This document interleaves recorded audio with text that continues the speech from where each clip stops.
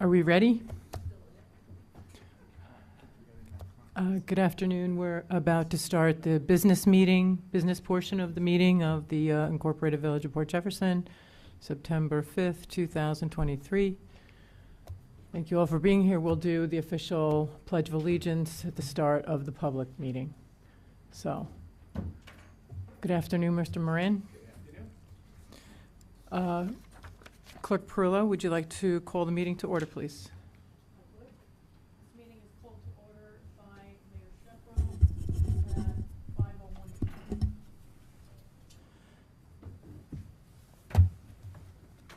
Oh, I guess we will say the Pledge of Allegiance. We're working things a little differently every month. We're trying different things with our agendas, and this is one of the new ones. So please stand for the Pledge of Allegiance. Where's the flag? I pledge allegiance to the flag of the United States of America and to the republic for which it stands, one nation, under God, indivisible, with liberty and justice for all.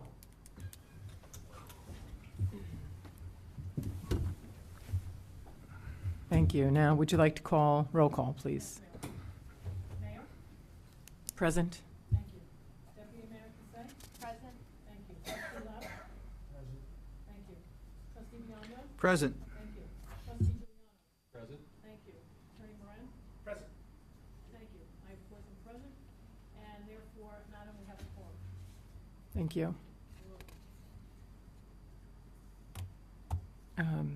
The next Board of Trustees meeting, so we all know, is scheduled for Monday, September 18th, beginning at 6 p.m., and it will be a business meeting. Today we have invited the Director of Operations for the Chamber of Commerce, Barbara Ransom, to present a little bit about what all the things that you are doing this fall and all that you have done in recent months, which is quite a lengthy list. So if you could come on up to this podium. Thank you.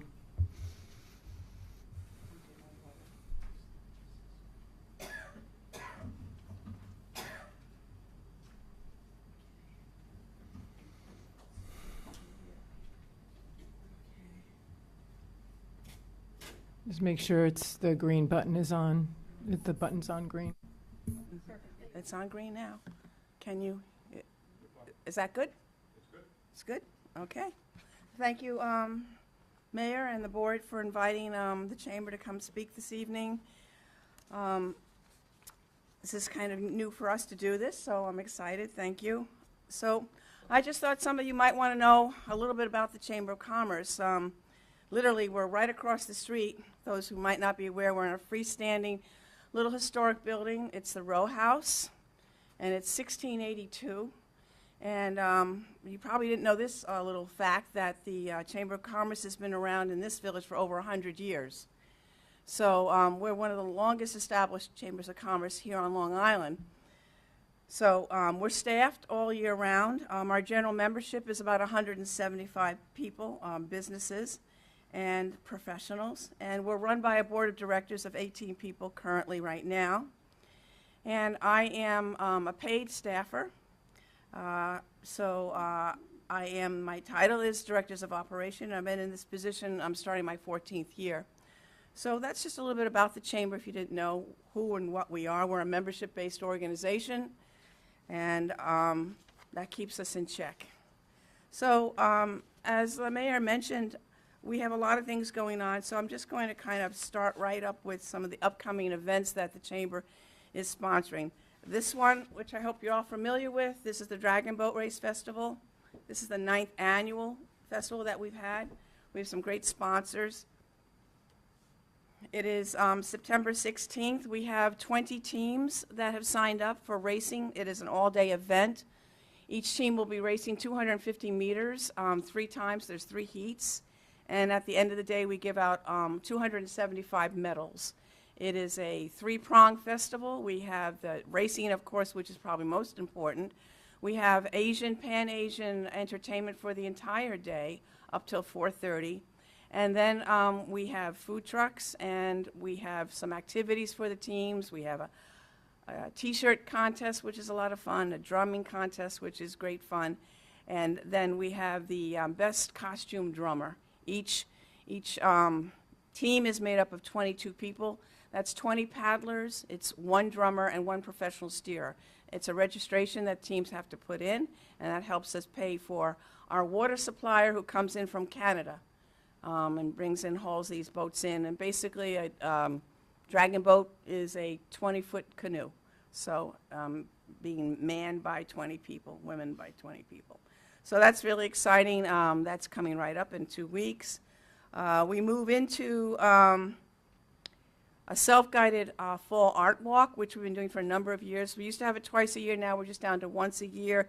We kind of started this a little bit more when it was COVID, when we were looking for activities that would try to embrace still the business community, but was mindful of COVID. So we have the cooperation of many businesses here in the village that will display local artwork throughout the entire village. There's a small $25 fee if you're putting 3 pieces of your art. It's not a money-making event for the chamber, but certainly it is a community-based event which we like to support, especially trying to recognize our local artists and that we have a very strong art community. So that starts from October 16th to November 1st. Then moving right into October more so, we have the Harvest Oktoberfest. This year it's being done completely different. It was kind of losing some of its momentum in the last few years, and so with the cooperation and the sponsorship of the Business Improvement District and for the Greater Port Jefferson Chamber of Commerce, we are working together to create this now 2-day event. It's October 21st and October 22nd. It's turning into, I have to tell you, Mayor, it's turning into like a mini Dickens at this point. It's 2 days of events. And we've created some very interesting new events, which I'll just go through a few of them. But standardly, there will be the costume dog parade, which is extremely popular. The chamber is going to be running the Chowder Festival, or Tasting Crawl, which will be on Saturday. But we've added new this year a straw bale pumpkin maze down by the village center, which we set up 1 height level of straw bales shaped as a pumpkin for little ones, and also a pumpkin patch in the Harborfront Park. So we're very excited about that. And what's nice about this year is that since we've tried to expand all these activities, we've reached out to the business community, and so many are getting involved. Our churches are getting involved, our library's getting involved. Businesses like, for instance, Coach Realtors is having a fall floral bouquet bar where you can learn and make certain things with flowers. That'll be outside. We're going to be bringing back the Scarecrow Walk on East Main Street. Some of our finer places where you can get alcohol, we're going to have adult tastings like in Port Jeff Liquor, at Spy Coast, etc. Pindar's even be included in that this year as well. We have a pirate scavenger hunt that we're doing. So these are nice events, all being included. I want you to be in the pie eating contest. I think we'd get a good pull, pie eating contest. All right, we're doing cherry pies in front of the Port Jefferson frigate. It's who can eat the pie the fastest. And the winner gets a $100 gift certificate at Port Jeff Lobster. So I think that's something to be looking forward to it. So a lot of things happening with the Harvest Festival. And then we move into the Festival of Trees, which is from December 1st to January 2nd. This has been an ongoing event. Charlene was very much a part of this for many years. The village allowed the chamber to take up the lead in this and being the administrator. So it's on the 2nd floor of the Port Jefferson Village Center. Last year we had 31 trees. I'm not sure where we're going to be at this point, but 31 decorated, theme-orientated trees that are decorated by businesses that are thematic to that business. So I'm just trying to come up with an example. So if you had a pet store, it'd all be pet stuff on it and so forth. The village supplies the trees and the lights. So it's for the whole month, so you don't have to go then when it's very crowded. You can just casually walk around. And also the Arts Council will be having their Yuletide room, I believe, up there on the 2nd floor as well. So that's just a very nice thing for the whole month of December. And we move into The BID, Business Improvement District, will be putting up their tree. Last year was the first time. It's being expanded by 4 feet this year. It's going to be on the corner of the Broadways and Main Street. I think last year was 16 feet, so this year it's going to be like 20. And we'll have a tree lighting ceremony in cooperation with the BID, and that will be on Thanksgiving Eve. So it'll be all set up for the Santa Parade, which we do, which is on November 26th. We come down Main Street, then we'll finish up at the Village Center, where we will have a Santa there for kids to visit.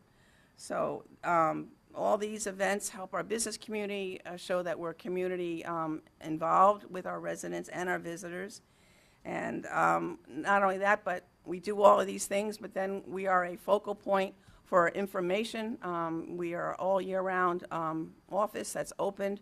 So we have visitors that come in. I had a lovely couple come in from London today. They were staying at Danford's. The husband's brother's son was getting married. So these are the stories that come into the chamber. And if anybody has any questions, I'm happy to answer them. That's just information. Can you tell us a little bit about the successful events that you ran over the past few months? Okay. Sorry. No, well, I mean, one of the things which is taking aside events, some of the strategic work that we've worked with PSEG, we got a grant for $10,000, and with that money, we were able to have 7 applicants apply. They met the threshold. This was for outdoor commerce and also for beautification. So if you notice, the chamber has new window boxes in front, and that bench is from another grant from a while ago. But we are working with the village. We're going to be purchasing trees for them, which are going to be planted throughout the village, which is a nice thing. Another, like Port Jefferson Lobster, he asked for a beautiful garbage can with cigarette place, put your cigarette butts, and a matching planter. It was like $1,200 for this garbage can. So, I mean, it's amazing. But P.S., that was something that we did very successful. We've done other crawls. We try not to keep our activities during the summer because this place is already too busy already. But again, we have our Health and Wellness Fest, which is, again, a community at large, where we have it at the Meadow Club. That's been a very successful event. And I don't know. There's something one else? other thing, the crosswalk program that we're getting ready to look at. Yeah, we put in the idea, it's been almost 2 years now, to upgrade all the 18. crosswalks. There are 18 that are in the village area, uptown and downtown. And it'll be a particular surface called a Euroblend, which will make them all uniformed and also be able to see them better. So that's the bid went in for $20,000. The village is going in for $20,000, and the entire grant was $80,000. So the grant picked up half, and then it's going to be split 20 and 20. Again, we came up with the idea, and we presented it to the grant writer here, Nicole Christian. So there's just a lot of little things that just keep my day going, letters of recommendation, so on and so forth. And thank you. Well, we appreciate your partnership and all, Barbara, all your hard work and the hard work of your board. So thank you very I'm much. leaving early because I'm not feeling well. So just Okay. I'm sneaking out. Okay. Barbara, just for people to know 2 things. One, there's the Chamber of Commerce website, right, that they can find all this information on? Yeah, and a lot of links. Where we have a new employee at the chamber. Her name is Holly. She is phenomenal. I hate doing all that social media, but we purchased the software Canva, so she can create all these wonderful flyers and all these links. She's very talented. She is very talented, and so she does that very well. So yes, we have the website's typically updated. We have a newsletter 4 times a year. And how was your bowling event with the Oh. Patchogue Chamber? Yeah, we did. We don't meet really too much in the summer for a general membership meeting, but that general membership meeting is coming up September 26th. It's another thing that has to be organized. It's going to be at Danford's. It's 8 o'clock. It's kind of our big meeting because we don't meet in that capacity. But we had 2 large networking events this summer. One is a tri-chamber, which we go with our sister chambers, the 3 village chambers, Smithtown and Port. And that was at the Meadow Club. And then we had the bi-chamber. It was a bowling thing, and it was Patchogue and, of course, the Port Jeff. It was just a nice night out, and, yeah, just some camaraderie. And Barbara, one more question. Yeah. Do you need volunteers for any of these events? Yes. In fact, I just sent that out to the bid today, and also to my board of directors, as well as I'm going to send out a general call of action to the general membership. Yeah, I mean, we can't be at all these places, especially you need a judge, and at the pie eating contest, and then at the pumpkin patch, and cornhole, and all of that. They can get in touch. Yes, we can get in touch. And in fact, we registered for a volunteer group that, if they get any volunteers. Is it the phone number or an email that you prefer they contact? Either or. I mean, our phone number is 631-473-1414, but, you know, you can also reach us on an email, info@portjeffchamber.com. Okay, Feel better, Mark. Okay? thank you. Thank you. Thank you very much.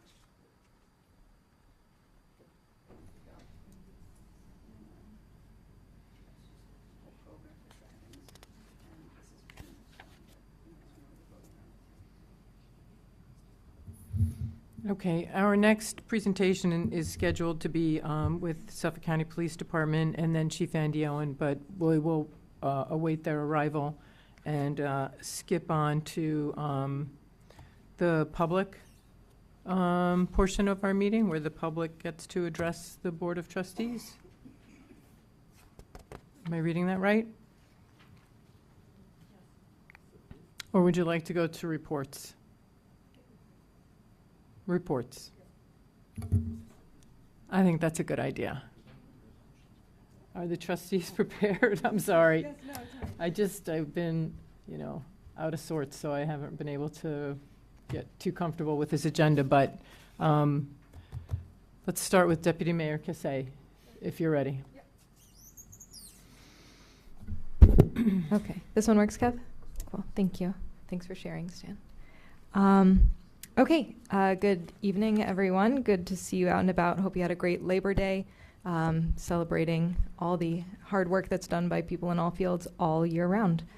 I attended the governor's listening tour for the Environmental Bond Act last week, and that was very illuminating as far as what those funds are going to be made available for to municipalities like ours regarding any and every kind of environmental effort, climate resilience, flood mitigation, many things that the village is currently looking at. So one of which is the water reuse effort to reuse effluent water from our sewage treatment plant over on our country club golf course. So there is a survey associated with that where individuals can write and say what the purpose of the listening tour is for the governor to collect opinions from New Yorkers on what this money should be used for, the different categories. And so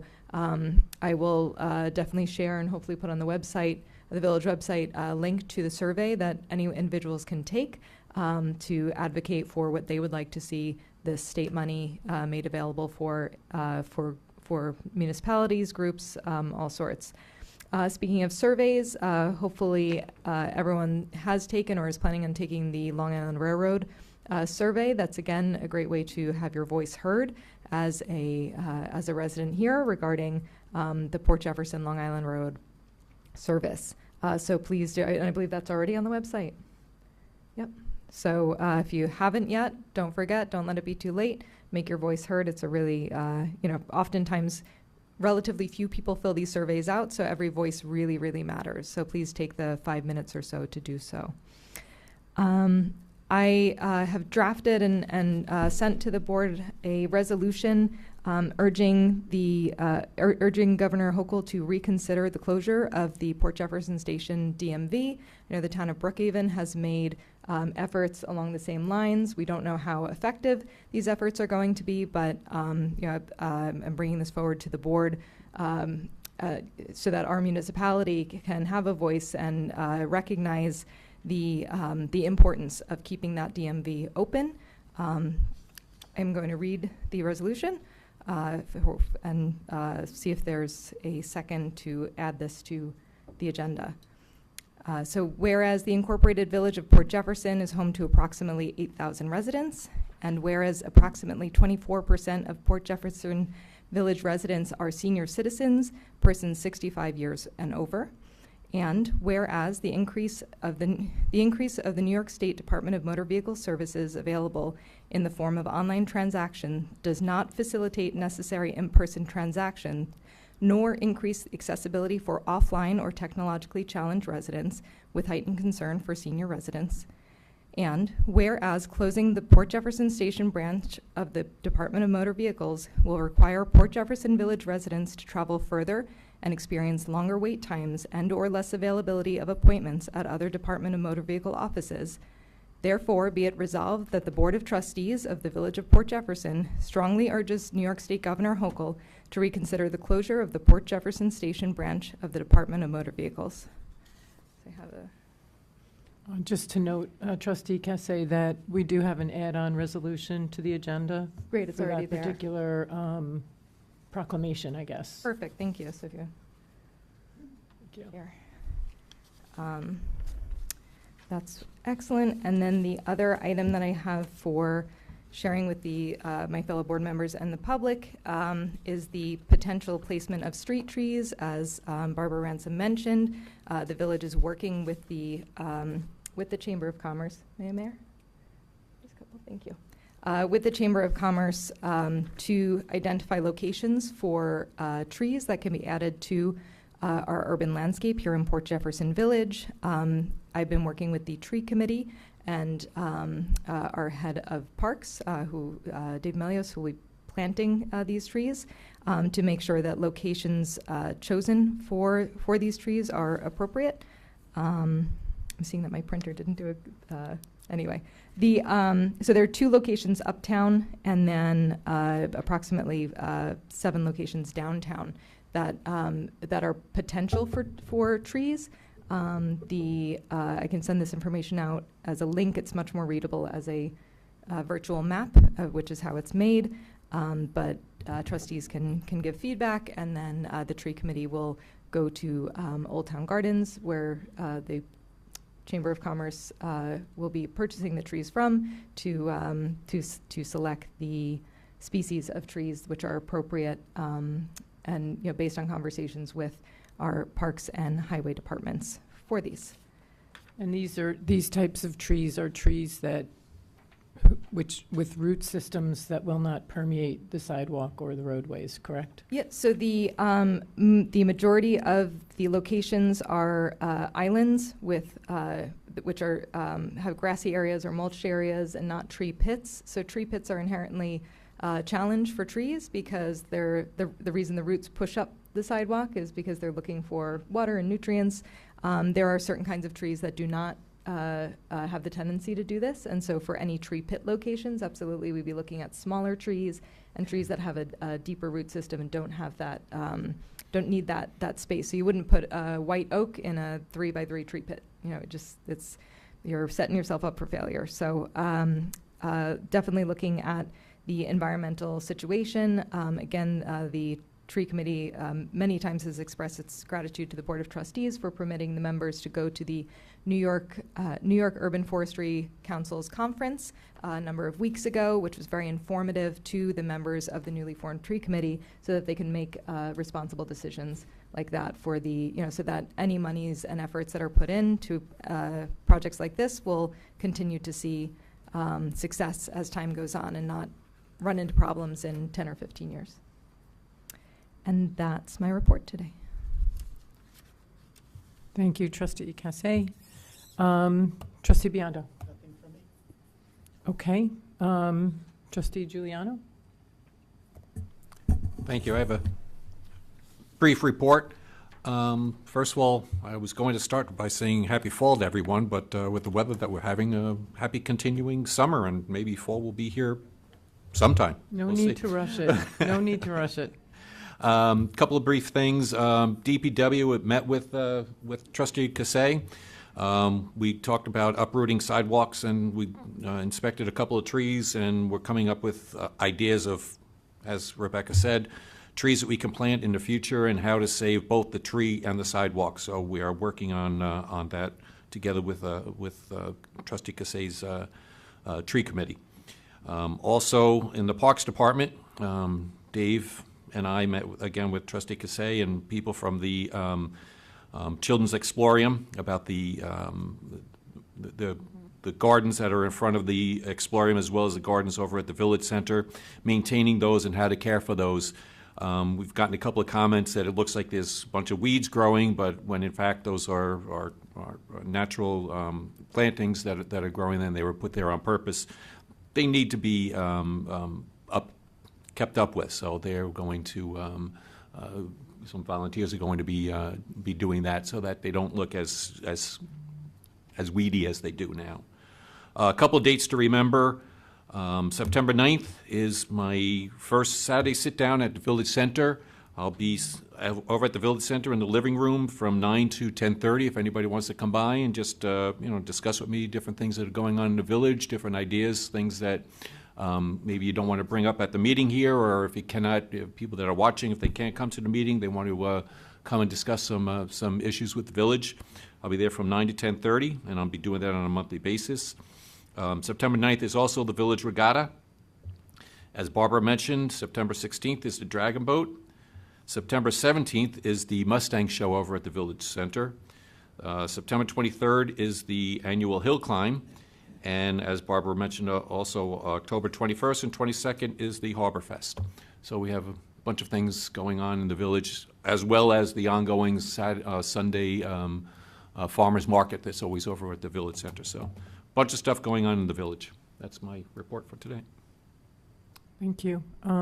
We're also, Rebecca, going to try and look at the Parks Department as a resource for really helping to keep those native plants pruned appropriately. I think we have some talented people in that department that can help with that, that have longevity and a continuous input on that and impact on that. So Yes. volunteers are great, but it's great to have someone on staff who can really take care of that. We Without have a somebody- doubt. Yeah. And as was discussed at the meeting with Trustee Giuliano and discussed prior and after with the mayor, and as well as with head of Parks, Dave Melios, looking to identify one or more employees of the Parks Department who might be interested in continuing education to educate the employees about this particular kind of garden, which is different than sort of the typical,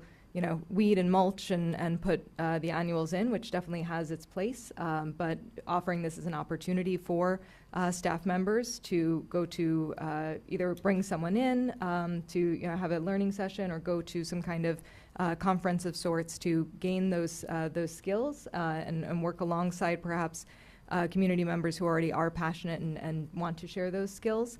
So we discussed that and also discussed the possibility of looking at for 2024 a recreation series, like a gardening recreation series where you invite residents to come, once a month and garden together and learn about different plants and different times of the year. What do these gardens look like? So making it something really positive that brings the community together, as well as accomplishing the neatness that is desired by the community from these pollinator gardens. That sounds fun. That Yeah. sounds fantastic. I'll see you there. Trustee Laux.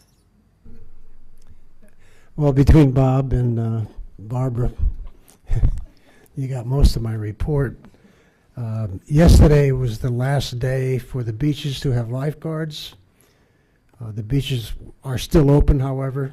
Be aware and careful if you're going to be swimming up there because the lifeguards are no longer there. The bathrooms at both East and West Beach are going to remain open as long as weather permits.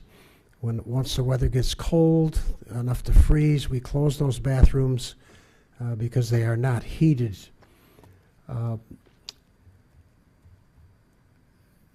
Bob did announce the Village Cup Regatta this coming Saturday. It's a very important event.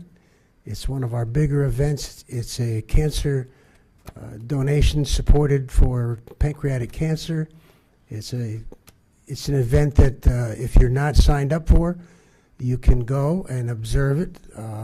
It's quite an exciting parade to start off that regatta.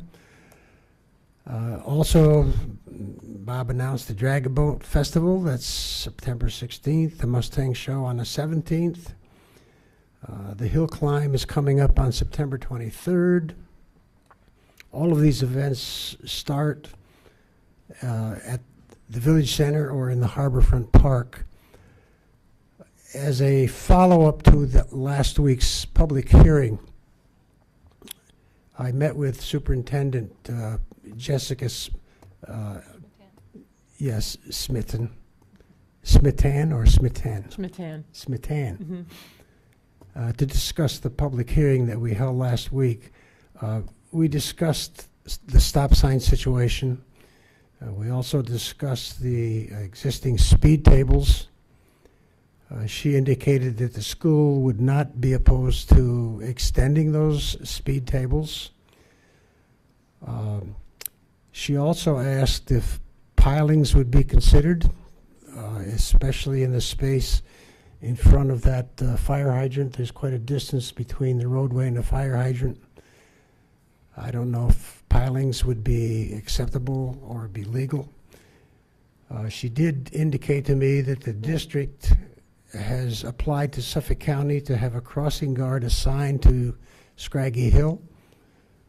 Since technically the security personnel are not allowed to control traffic, even though they are doing it. They're out there in the morning and they're out there in the afternoon. There is a crossing guard program in Suffolk County. Many schools have them. She said that the process of obtaining a crossing guard is kind of slow, but they are in the process of getting one out there. And that's pretty much what I have to report. If there's any questions about the Scraggy Hill situation. It's really helpful, thank you.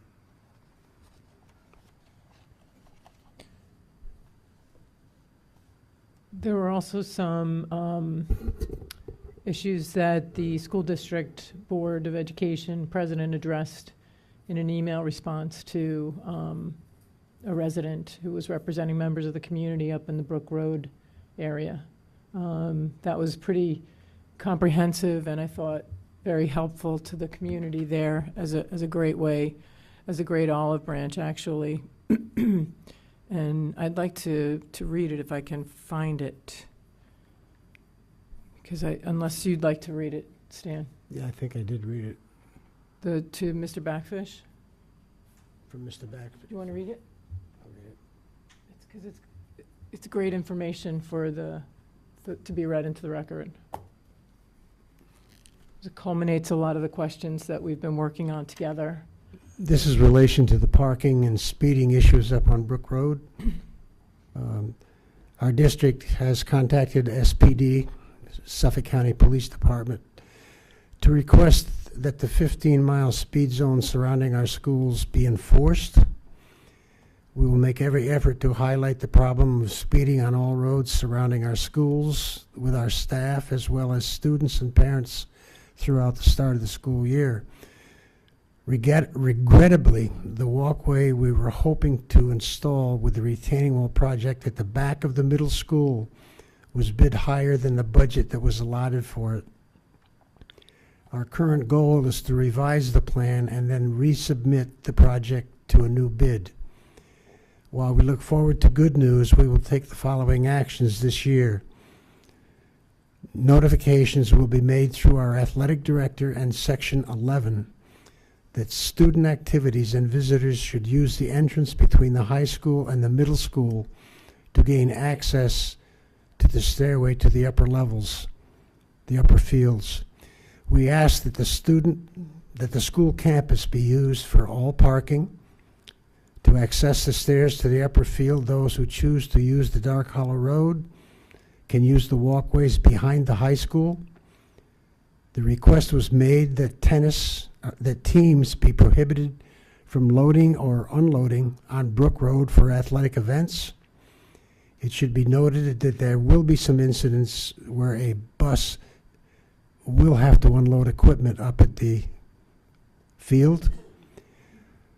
Our facilities committee and athletic director will work together to create a plan that is satisfactory for hosting more than one visiting school. If there is not a proper plan, we will not welcome more than one team. That was the problem when they had the Section 11 track meet up there this past year. There were too many schools. Our commitment is to regularly communicate with the village about athletic events on the upper fields. We will continue to work with community leaders to find a solution that works for everyone.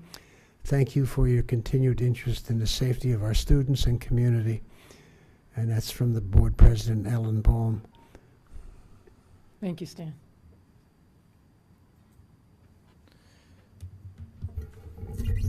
So there's one other major event that's happening on September 9th this year, and that's the Culper Spy Day at Drowned Meadow Cottage Museum. And I see Gail Sternberg is here. Ms. Sternberg, would you like to come up and just talk about what is going on that day? It takes place from 11 a.m. to 4 p.m., and this is unscripted, so I apologize. Do you want to come over to this podium over here? Thank you. No, this one over here. Obviously not my thing. Okay, well, my son has done a lot of research with the Culper spy ring for years now, and he was the one that discovered the letter of significance that showed that the Rowe family that lived in there were spies for Washington and part of the Culper spy ring. His continued research has found that Port Jeff has been very important. In fact, it's kind of outshining Setauket in how important it was. The Strongs did not live in Strong's Neck. I'll let you in on that because he is going to write a book about what he's found. He's found it through original documents. He's traveled all over. The one that found the letter of significance was in University of Michigan. My daughter lives in England, and he's actually found Brookhaven mentioned in English archives, and the Rowe family there too. So one thing I can reveal is that the Strong family did not live in Strong's Neck. They lived in Belterre. And the actions that took place that you read about were mostly in Mount Sinai Harbor and Port Jeff Harbor. So tell us what to expect on September 9th. In quickly. September 9th, he gives very pretty long tours about the background, the history, and some of his discoveries. He'll show you where he's got them, where he learned about them. And it's very interesting. This is the first year I'm aware of that Setauket actually included us in their tour this year. So other years they've had their own and kind of left us out, but this year they are mentioning us in their tours, and they attract hundreds of people. So hopefully this year we'll get hundreds of people at the cottage. Great.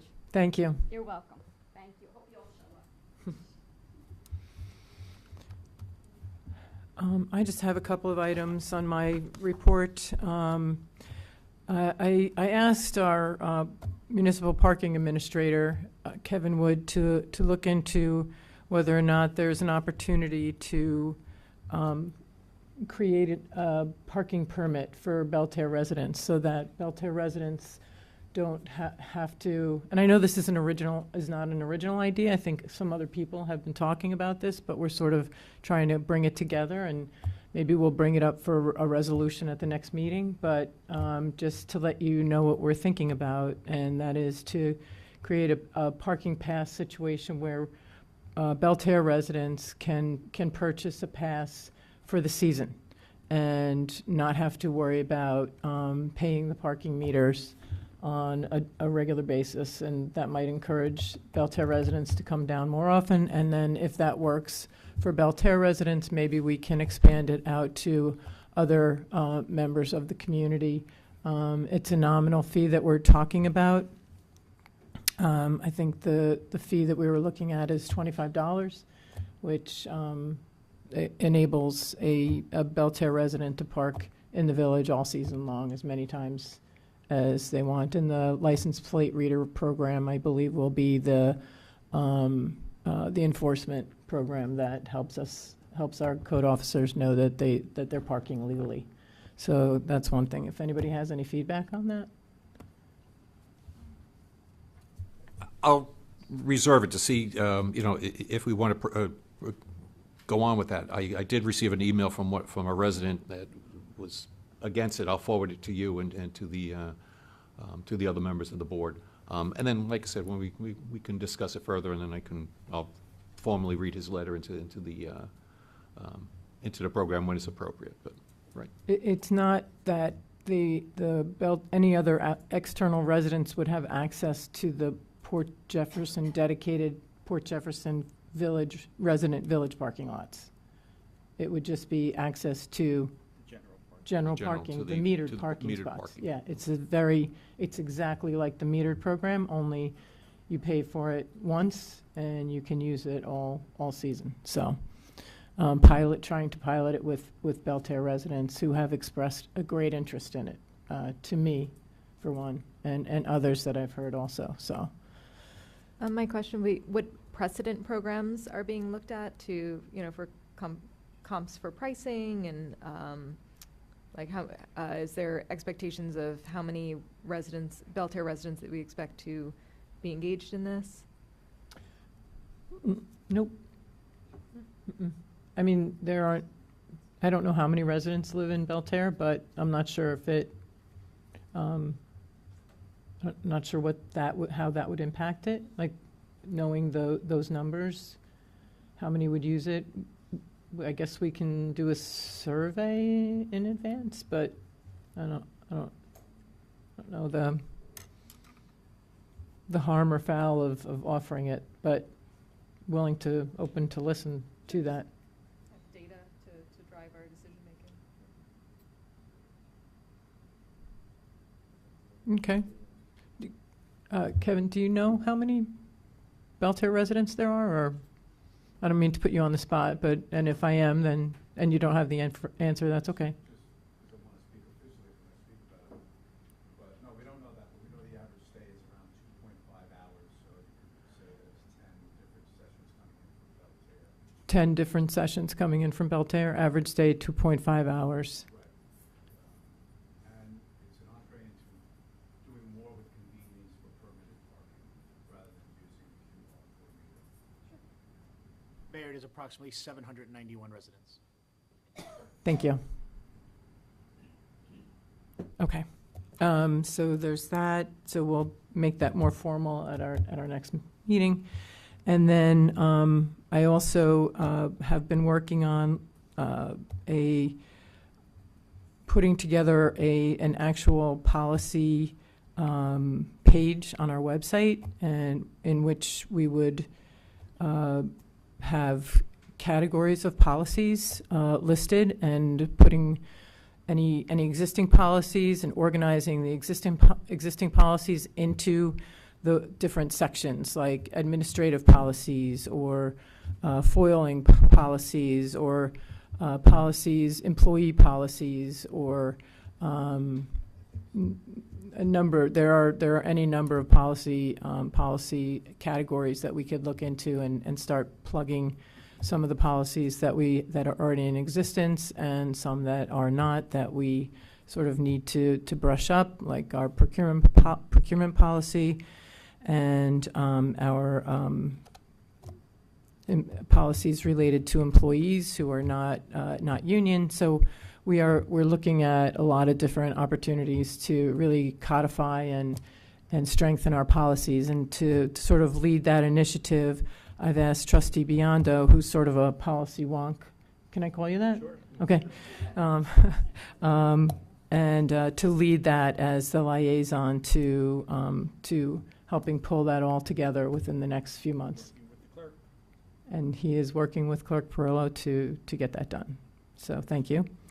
And that's really the extent of my report today. Would we like to go into we are going to, Chief Owen and Chief Murdocco, we're going to await the arrival of Suffolk County Police Department representative for the two of you to come up and kind of run through that report together, if that's okay? Okay, thank you. Thank you. And so we'd now like to proceed to our resolutions, number 1 through 21. Is that, yep?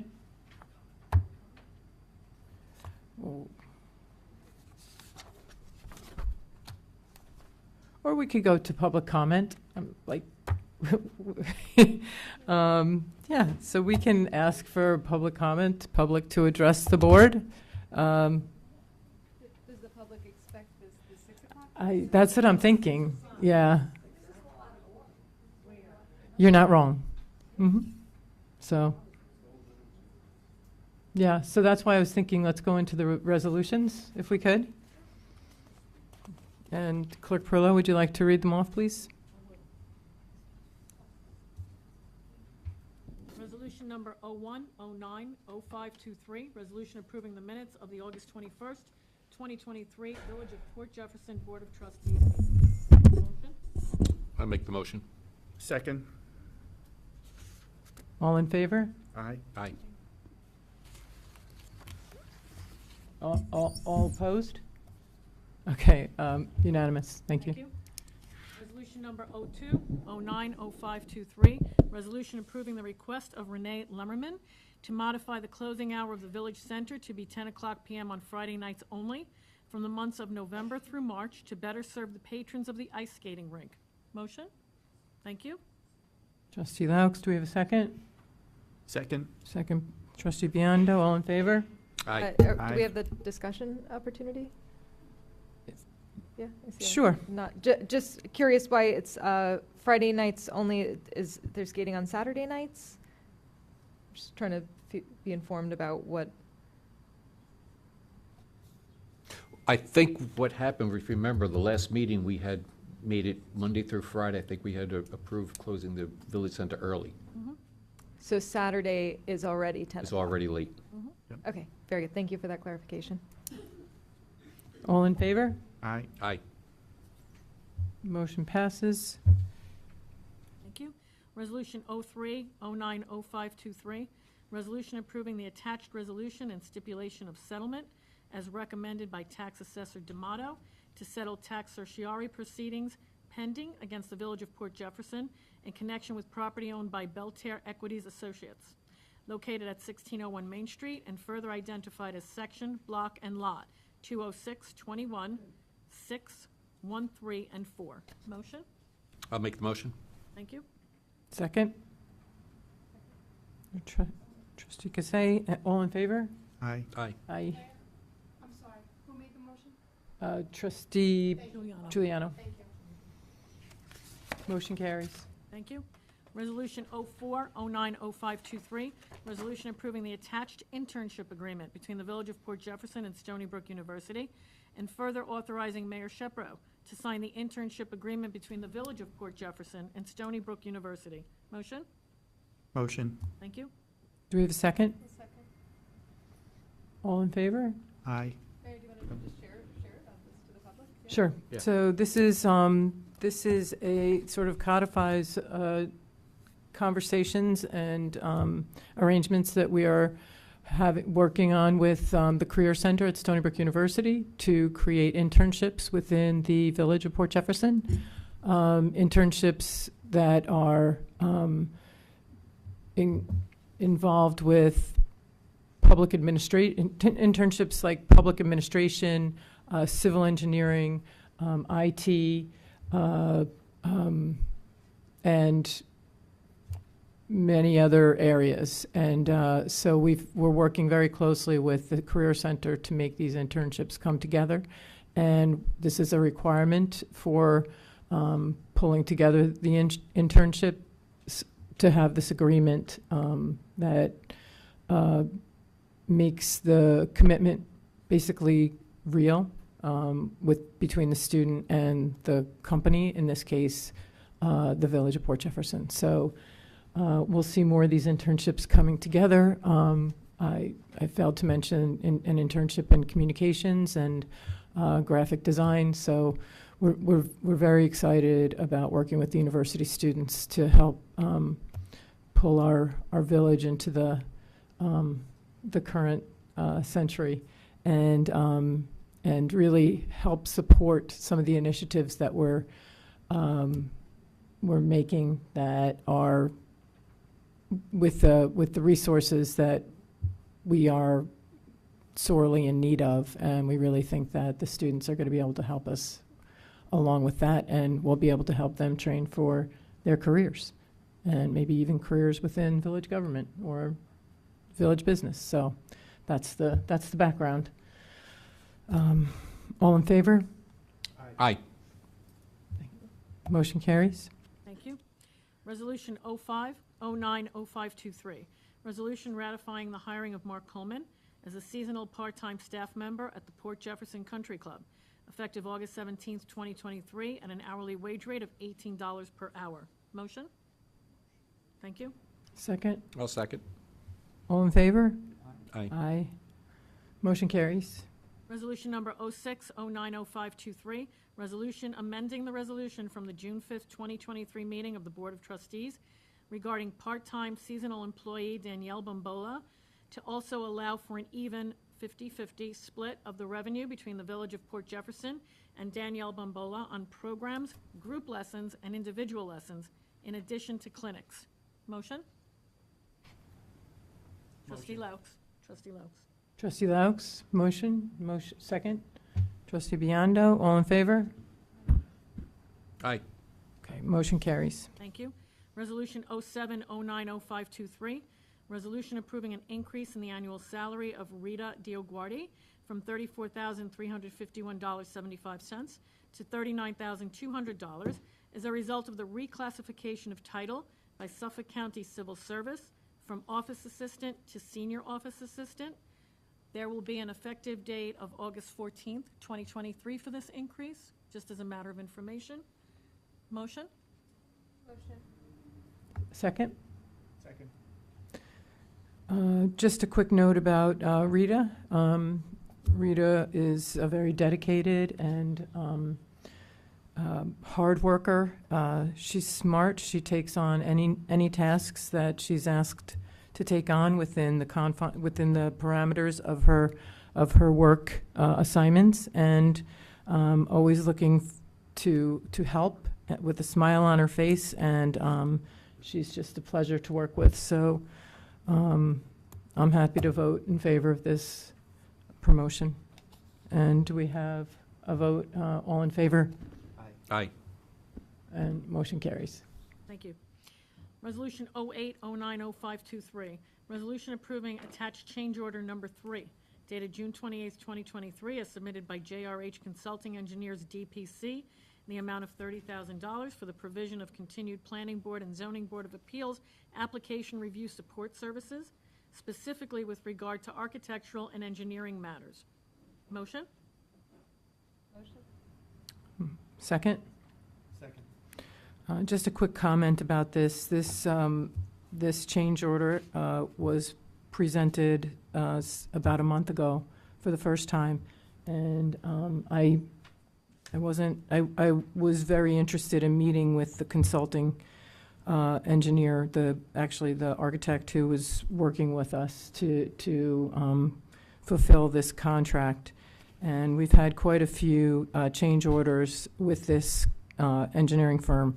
And I just wanted to understand the nature of the agreement, really in real time, what this firm was doing, and to get a better understanding of what was needed in the planning department that was not available through the staff that we actually had there. So once that meeting transpired and we were able to talk with the engineering architect, it was resolved that the change order could be presented on this agenda. So that was kind of a holdup back then. That's why it's dated June 28th, and now we are voting on it. So do we have all in favor? Aye. Aye. Motion carries. Resolution 09090523, resolution ratifying the approval of the proposal for professional engineering services as submitted by PW Grosser Consulting, Inc. for the updating of the grant for flood reduction initiatives in specified low-lying downtown areas, and RFI, request for information, response preparation, in the amount of $1,050 total for task 1. Motion? I'll make, Uh-oh. okay. I'll make the motion, okay. Thank you. Do we want to discuss anything about this? Task 1. So this, I think this original proposal was, there were 3 tasks suggested in it. And when it was submitted to, what was it, FEMA? They came back and said, you can't include all 3 tasks. You can only include, because it can't include construction and it can't include something else. So that's what PW Grosser is going to update it so that it just includes the task that it was intended to address. All right. Does that make sense? Okay. Okay. So all in favor? Aye. Opposed? Motion carries. Resolution number 10090523. Resolution ratifying the approval of the proposal for professional value engineering services as submitted by Nelson Pope for the provision of a topographic survey and base mapping related to the Harborfront Park path reconstruction in the amount of $2,500 total for task 1. Motion? Motion. Do we have a second? I'll second. Trustee Giuliano seconds, and I can just talk about this real quick.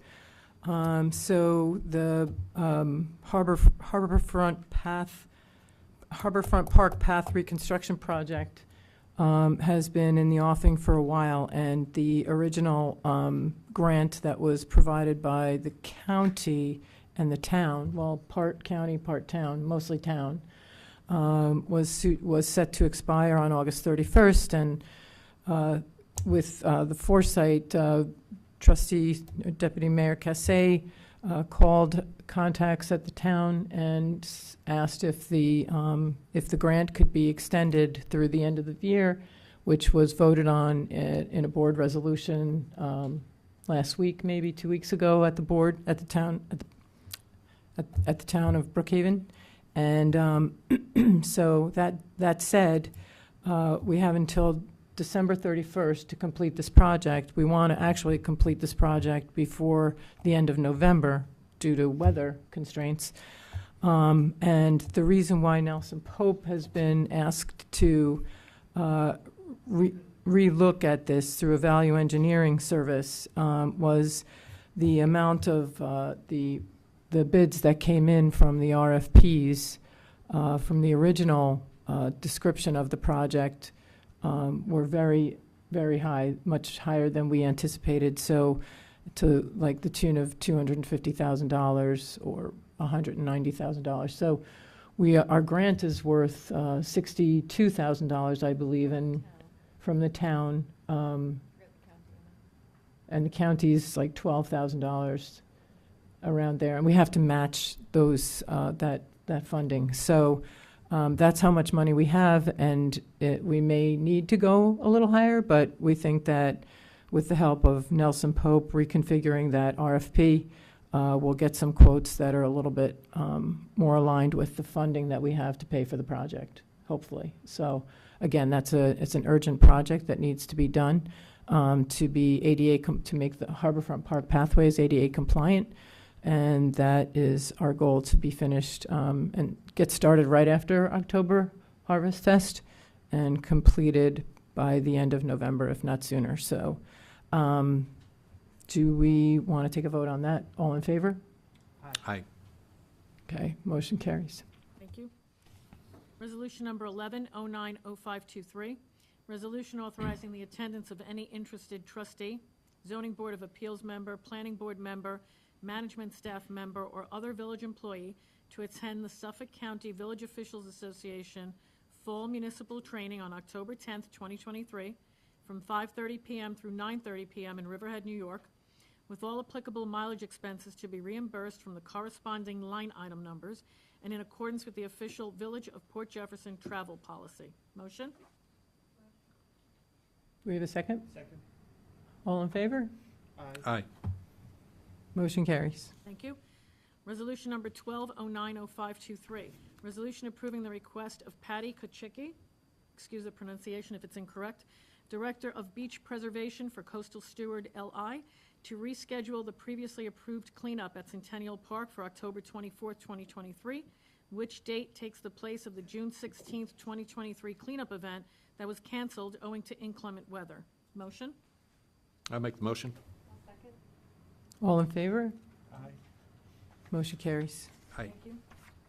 Resolution number 13090523, resolution authorizing the solicitation of formal bids, for the rebuild and reconstruction of the existing bunkers at the Port Jefferson Country Club, per the recommendation of Country Club General Manager Natola. Motion? Do we have a second? I'll second. All in favor? Sure. Who's going to be writing the scope of work for these, this one and the next one on the agenda? May I? Mm-hmm. I met today with Manager Natola, and we are already working on creating the bid documents. There are bid document templates in existence. Once we have those confirmed after working together, we will relay those to the attorney, who will ensure that everything is being done properly. But in answer to your question, we're all working together.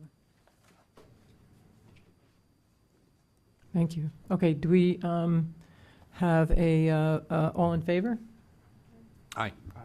Okay, motion carries. Thank you. Resolution number 14090523, resolution authorizing the solicitation of formal bids for the reestablishment and reconstruction of current cart paths at the Port Jefferson Country Club per the recommendation of Country Club General Manager Natola. Motion? A second? Second? All in favor? Aye. Aye. Motion carries. Resolution number 15090523, resolution approving the event application submitted by Sharon Philbrick on behalf of the high school cheer program for the use of the parking lot at Village Hall from 9 o'clock a.m. through 12 noon on September 16th, 2023 for the annual Port Jefferson High School football and cheer car wash fundraiser. Further, as requested by the applicant, a waiver of the requisite application fee is hereby approved. Motion? We have a second? I'll second it. Discussion? I've had a concern, but it's been cleared up by the clerk, so the public understands what I was talking about. Is your I'm sorry. Sharon is an employee of the village, and I wanted to make sure there were no ethical concerns, but it's on behalf of. So after our ethics program, I just raised the question, making sure that we're on the up and up. Sorry, Trustee Bianna, it's on behalf of? On behalf of the school district, I assume. Yes.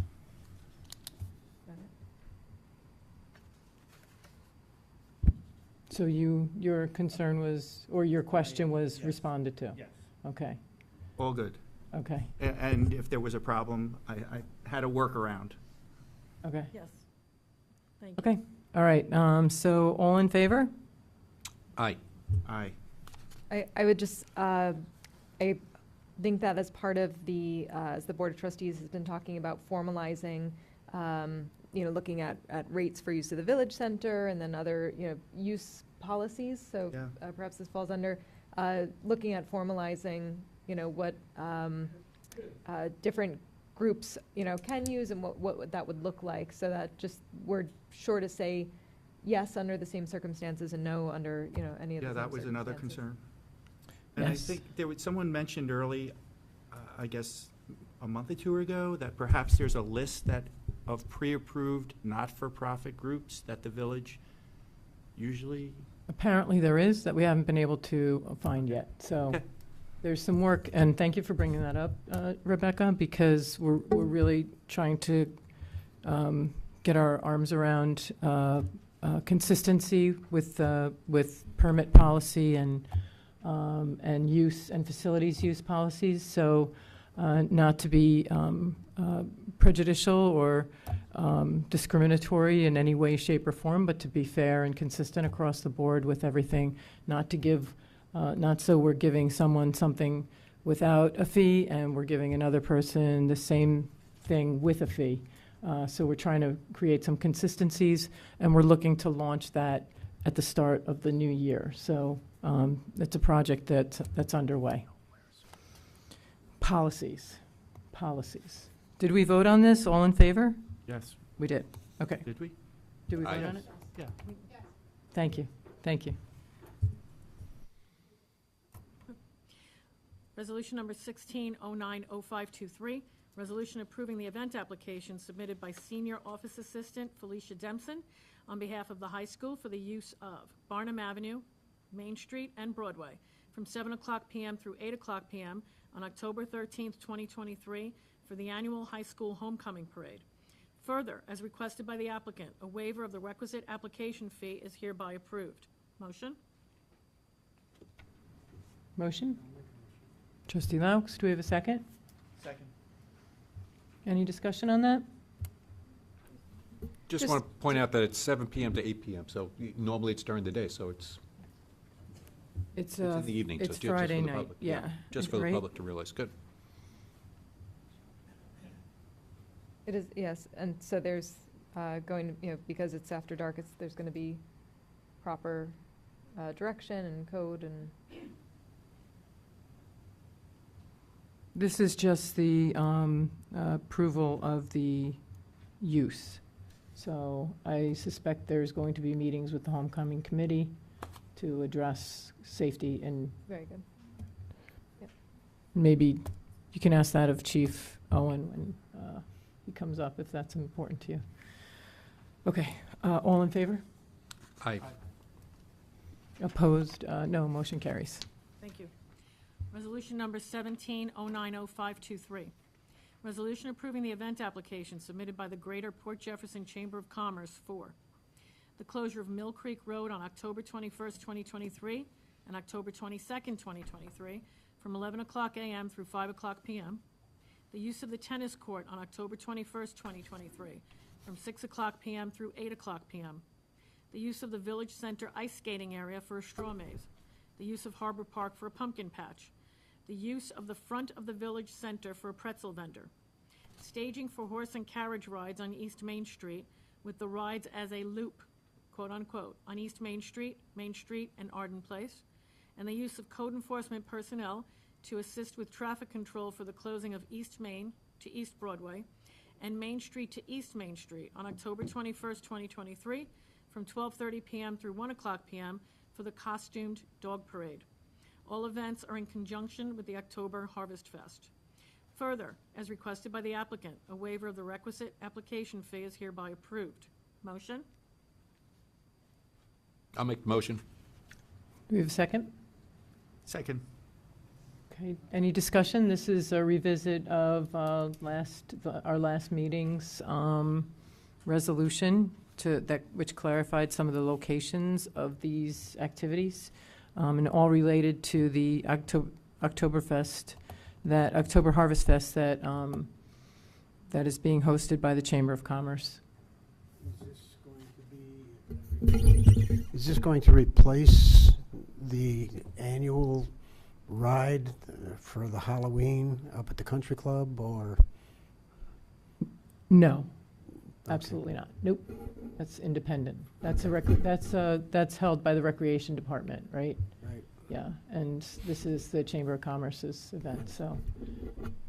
And it does not even replace Paint Port Pink, because that's another event we didn't talk about today. But they're working in conjunction with Paint Port Pink to try and accommodate pink pumpkins to blend. And some people think that the pink lights sort of have an orange hue, or depending on how you look at it, what color glasses you're wearing. Mm-hmm. So, anyway, that it doesn't preempt anything, kind of collaborates with. So, so all in favor? Aye. Aye. Okay, motion carries. Thank you. Resolution number 18090523. Resolution accepting the resignation of Assistant Village Attorney Richard Harris, effective September 14th, 2023. Motion? Motion. We have a second? I'll second. I just want to thank Attorney Harris for his years of service to the village. He's always a strong colleague, and yes, his work here has been appreciated. Okay, would you like to take a vote? All in favor? Aye. Aye. Opposed? 4-1, motion carries. What's the effect of, what if the whole board voted no? He still resigns, right? Right. Yes. Yes? Okay.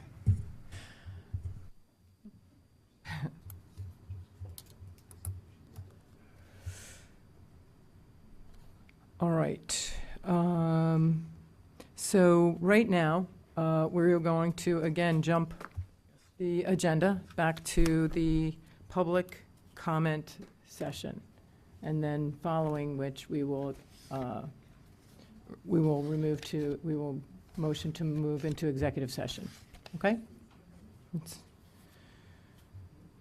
All right, do we have, before we go to public comment, I'd like to invite our code officers and our Suffolk County Police Department representative up to give report tonight. Thank you for being here. You can address at this, and the microphone is on. Okay. Oh, nice to meet you, Mayor. Congratulations. I haven't been here since you've been in, so. Thank you, I'm Officer Berry. Officer Casey Berry with 6th Precinct Cope Office. And for any of you who haven't been here, where we're here to give our report, we provide the stats for this past month. And you guys, we had a really nice summer here in Port Jeff. We had a lot of patrols. We have extra units that are walking the streets, riding bikes, driving around. So I think that was helpful in deterring maybe some crime and we were anticipating a lot of bikes, a lot of problems that we were having last summer. And we didn't see that as much, which is a real positive. So I hope that you guys saw the same thing as well. The numbers kind of speak to that as well.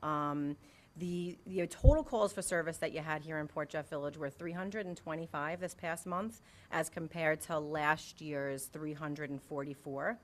You had 2 aggravated harassment charges, which were both relationships. So they were interpersonal relationships where somebody's aggravated harassment is when somebody pushes somebody or might kick somebody or shove them in an argument. So they were both domestic in nature. There was 1 assault as compared to last year's 2, and that was at Tommy's, where 2 people got into a scuffle, and the assault was actually against the police officer who was responding and arresting the person for the assault for injuring another person. That injury did not reach the level of an assault. The one to the individual, they called an ambulance, called the police, and when the officer responded, it was an assault on a police officer.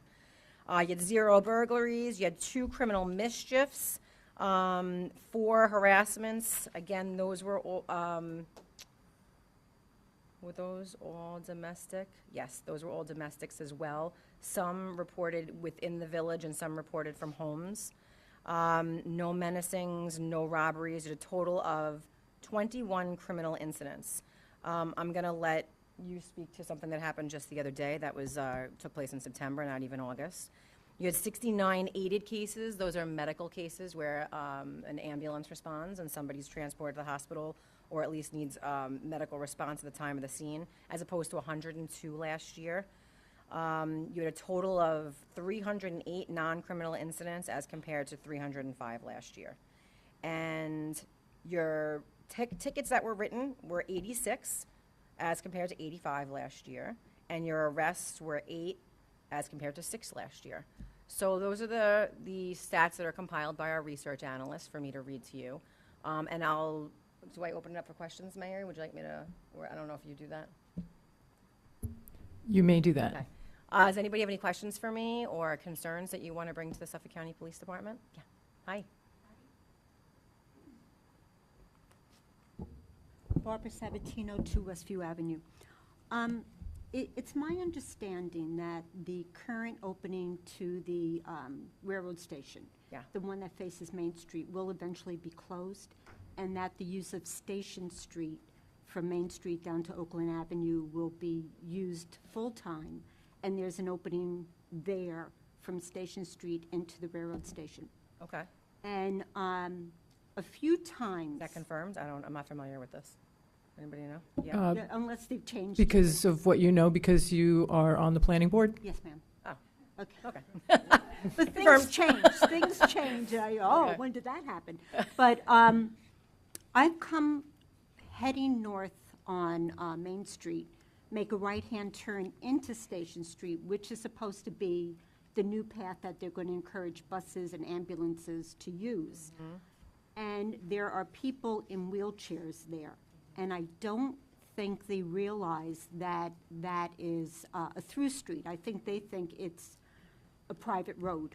One woman was in the wheelchair in the opening going into the station, and there have been a couple of people that sit in the, not on the sidewalk, but where somebody would pull up to let somebody off or bring somebody into their vehicle. Now, I just see something bad happening. And I haven't seen anybody in wheelchairs for a few weeks. So someone might have talked to the people and say, hey, Provide education. yes, this maybe, is a through street, it's dangerous to be there, but I think that everybody should be aware when they make that right-hand turn Sure. onto Station Street, there may be somebody in the pathway. So that's a great point, and maybe our department with the village could talk about continuing that education if that if that specifically is a corner where people who are handicapped tend to be. I guess you're saying that, like they happen to hang out there, or? You know, I don't know because the apartment building, PJ Crossings, Right, has handicap apartments. okay. So it might be people who live there. Sure. And don't realize that that's a through street rather than a private road.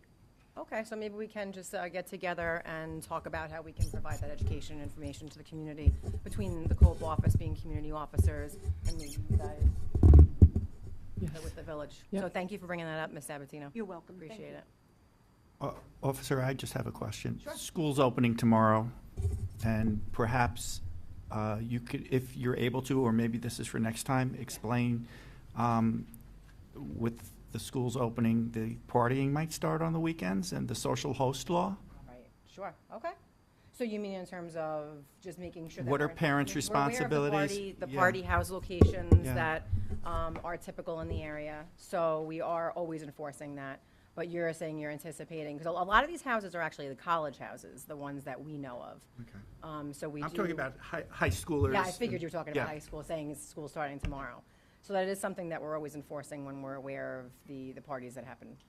So, thank you. Officer, I have a question. So, the very loud vehicles that, you know, race up and down many of our hills and side streets, I've passed on the advice to residents to call code, you know, call the non-emergency number when this happens. But I can't argue when a resident says back to me, well, the car's gone, you know, and you don't, you know, it comes and goes so quickly. It's not like you have a description or this, or we would expect any of these officers to go chasing after a loud vehicle. Is there another method that you've heard of, or maybe there's something that we can figure out as a village to somehow gather this data, you know, have residents be able to share these experiences without picking up the phone every time? Because the good point was made at the last meeting that when you call, it logs a complaint and you know, those drive, you know, trends and policies and coming out. But I don't know that anyone's office wants to be receiving, you know, dozens of phone calls that a loud vehicle just drove by again and then. Right, well, where the trends help us is in creating like what we call a patrol check, so we know when and where that we could be at a certain time of the day or certain day of the week that we'd be more likely to get that, you know, to be able to enforce that. Right. Unfortunately, this is in a lot of locations. We're getting this at Cedar Beach a lot. There's a strip there that we're getting a lot of complaints over by West Meadow. So I think where there's a long strip and people are also hanging out in these summer months, you have more likely the muscle cars, the the, Modified exhaust. yeah, the modified exhaust, the motorcycles though too. I mean, it's a whole bunch of different things, vehicles like that are out in the summer months. And then short of that, when we're doing that enforcement, we enforce it and we don't know if that's actually gonna change. That car is taking off and we can't, there's really not much, I mean, they go on with their vehicle and they could just keep driving and do it the next night. So Right. that's another piece I think, to the situation that we have here, just all over Long Island and all over the precinct, specifically to this precinct and this village. But I think short of calling us, where we can identify the trends, to be able to give us the locations, if you get an actual description of the vehicle and a plate, I mean, that might help, but to be honest, we're not running plates and going to somebody's home to write them a ticket for a modified exhaust. I'm just gonna be honest with you. Sure, Other sure. things that we're gonna be doing. And I that- know it's a noise disturbance, I know we want to enjoy this community, especially in the summer months, be out on the boats, outside, enjoy the quiet, but we do the best that we can with the information that we get from the community. Sure, sure. Okay, and if someone gets a ticket for modified exhaust, is that sort of like a broken taillight where they have to prove that they had it No, fixed? it's not like that, because that's more of a, something that they should have. It's more like a tinted window. So Okay. you shouldn't have this, you should be taken away. We don't take it away from them. But there's no follow-up? There's no Okay, follow-up. so that would be more of a policy change Yeah. at a higher level? Yeah. Okay, all right, thank you for that information. You're welcome. Anything else? Okay, all right, thank you. We'll see you guys next month. Yeah. Okay. Mayor, Board, everyone, good evening. Hope you enjoyed your summer. Came and it went just as quick. What is a constable? It seems to be a lot of talk and chatter about what we do, and I'm going to clear that up right now, and I hope it puts an end to it. According to the Merriam-Webster Dictionary, a constable is a public officer, usually of a small town, responsible for keeping the peace. I think that pretty much describes in a nutshell what code does. Okay, we're in a small town, we are public officers, and we help keep the peace. Some of our duties and responsibilities, I just want to go over real quick. I don't want to take up too much of your time with this. We do establish a regular patrol pattern and a function within the village. We enforce village codes, both civil and criminal, which does include writing summonses. We do protect the public and the property within the confines of the village. Respond to aided cases, providing emergency medical assistance prior to the arrival of PD and EMS.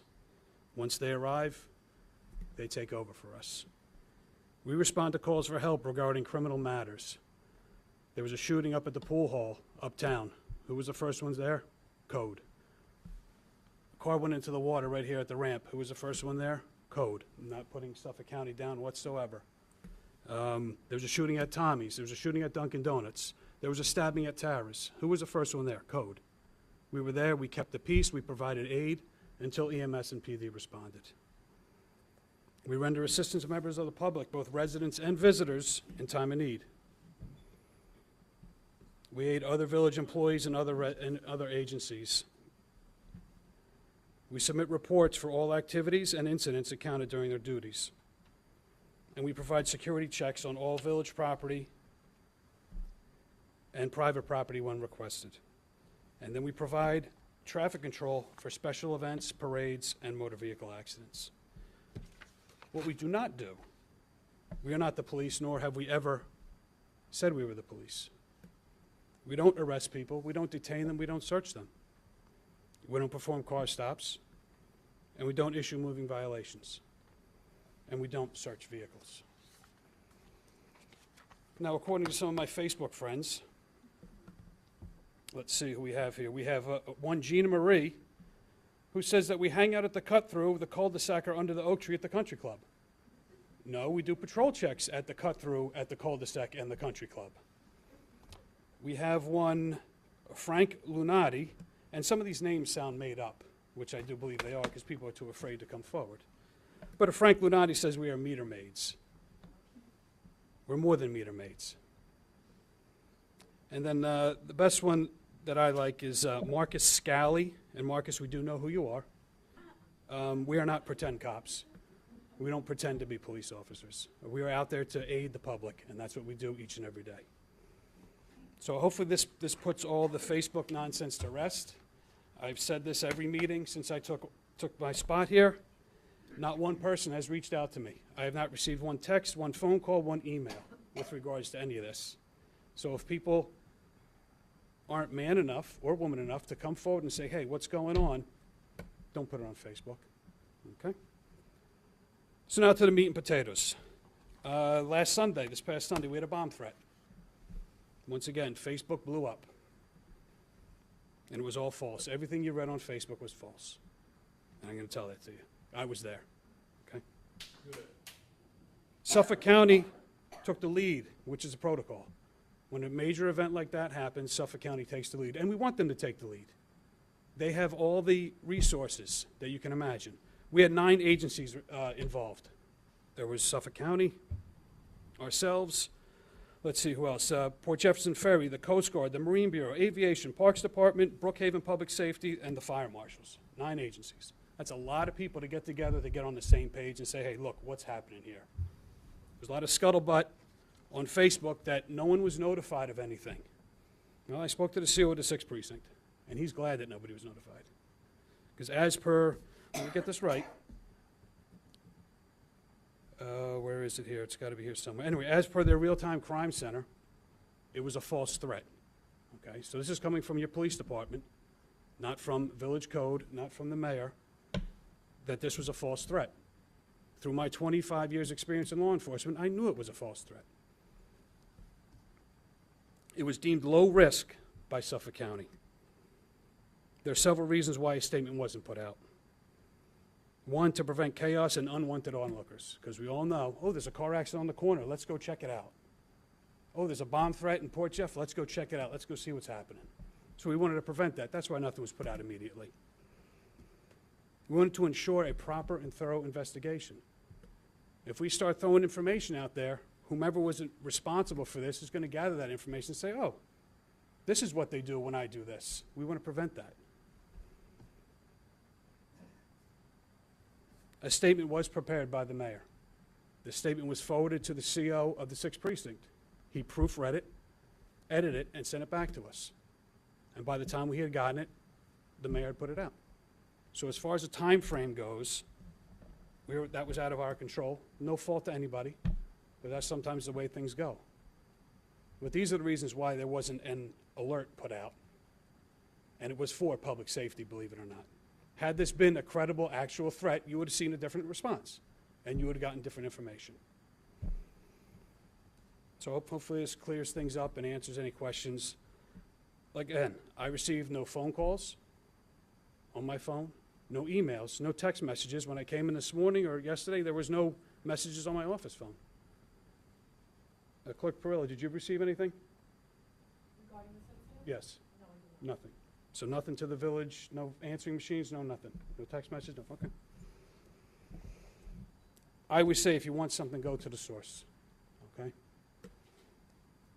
Moving on to the next. So hopefully that puts this whole bomb threat stuff to rest.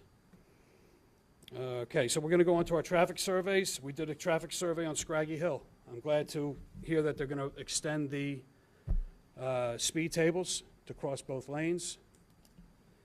That'll definitely help.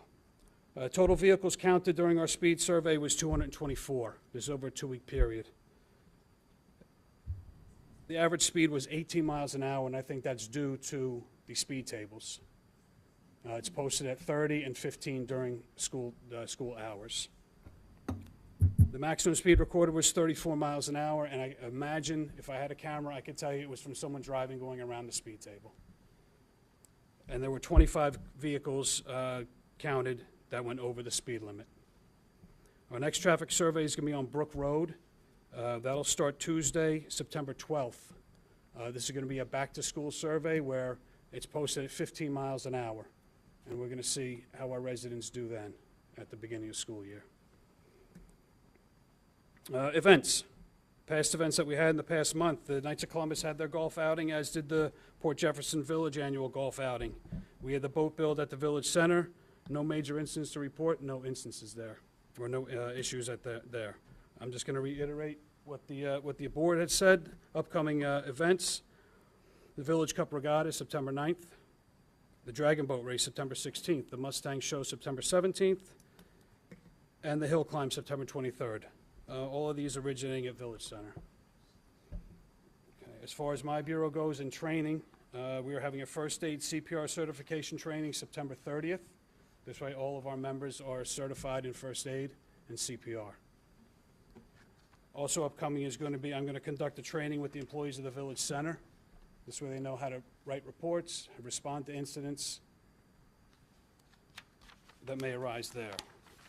As far as complaints go, members of my department took 55 complaints in the month of August, ranging from traffic conditions, disturbances, and disorderly persons. Again, as with most months, mainly in the downtown area. As far as summonses go, for the month of August, my department wrote 373 summonses, mostly for overtime metered parking, missing license plates, and unexpected vehicles, and also parking without a permit in the resident lots. I've talked to my members of my department about this missing front license plate nonsense. I've heard it a lot. The mayor's gotten complaints. There's a thing that we use called discretion. I've told them use discretion.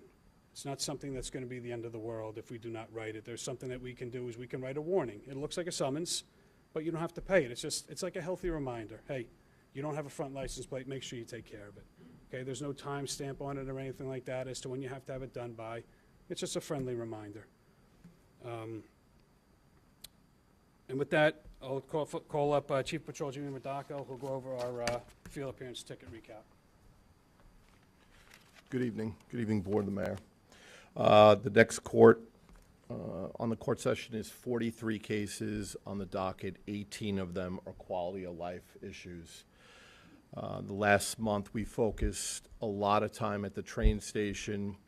I know there was, you brought up the people that were congregating in that one area. I know exactly who you're talking about. It's mostly people that live there. They go outside. They start to hang around. It's almost like they forget they're in a main road there.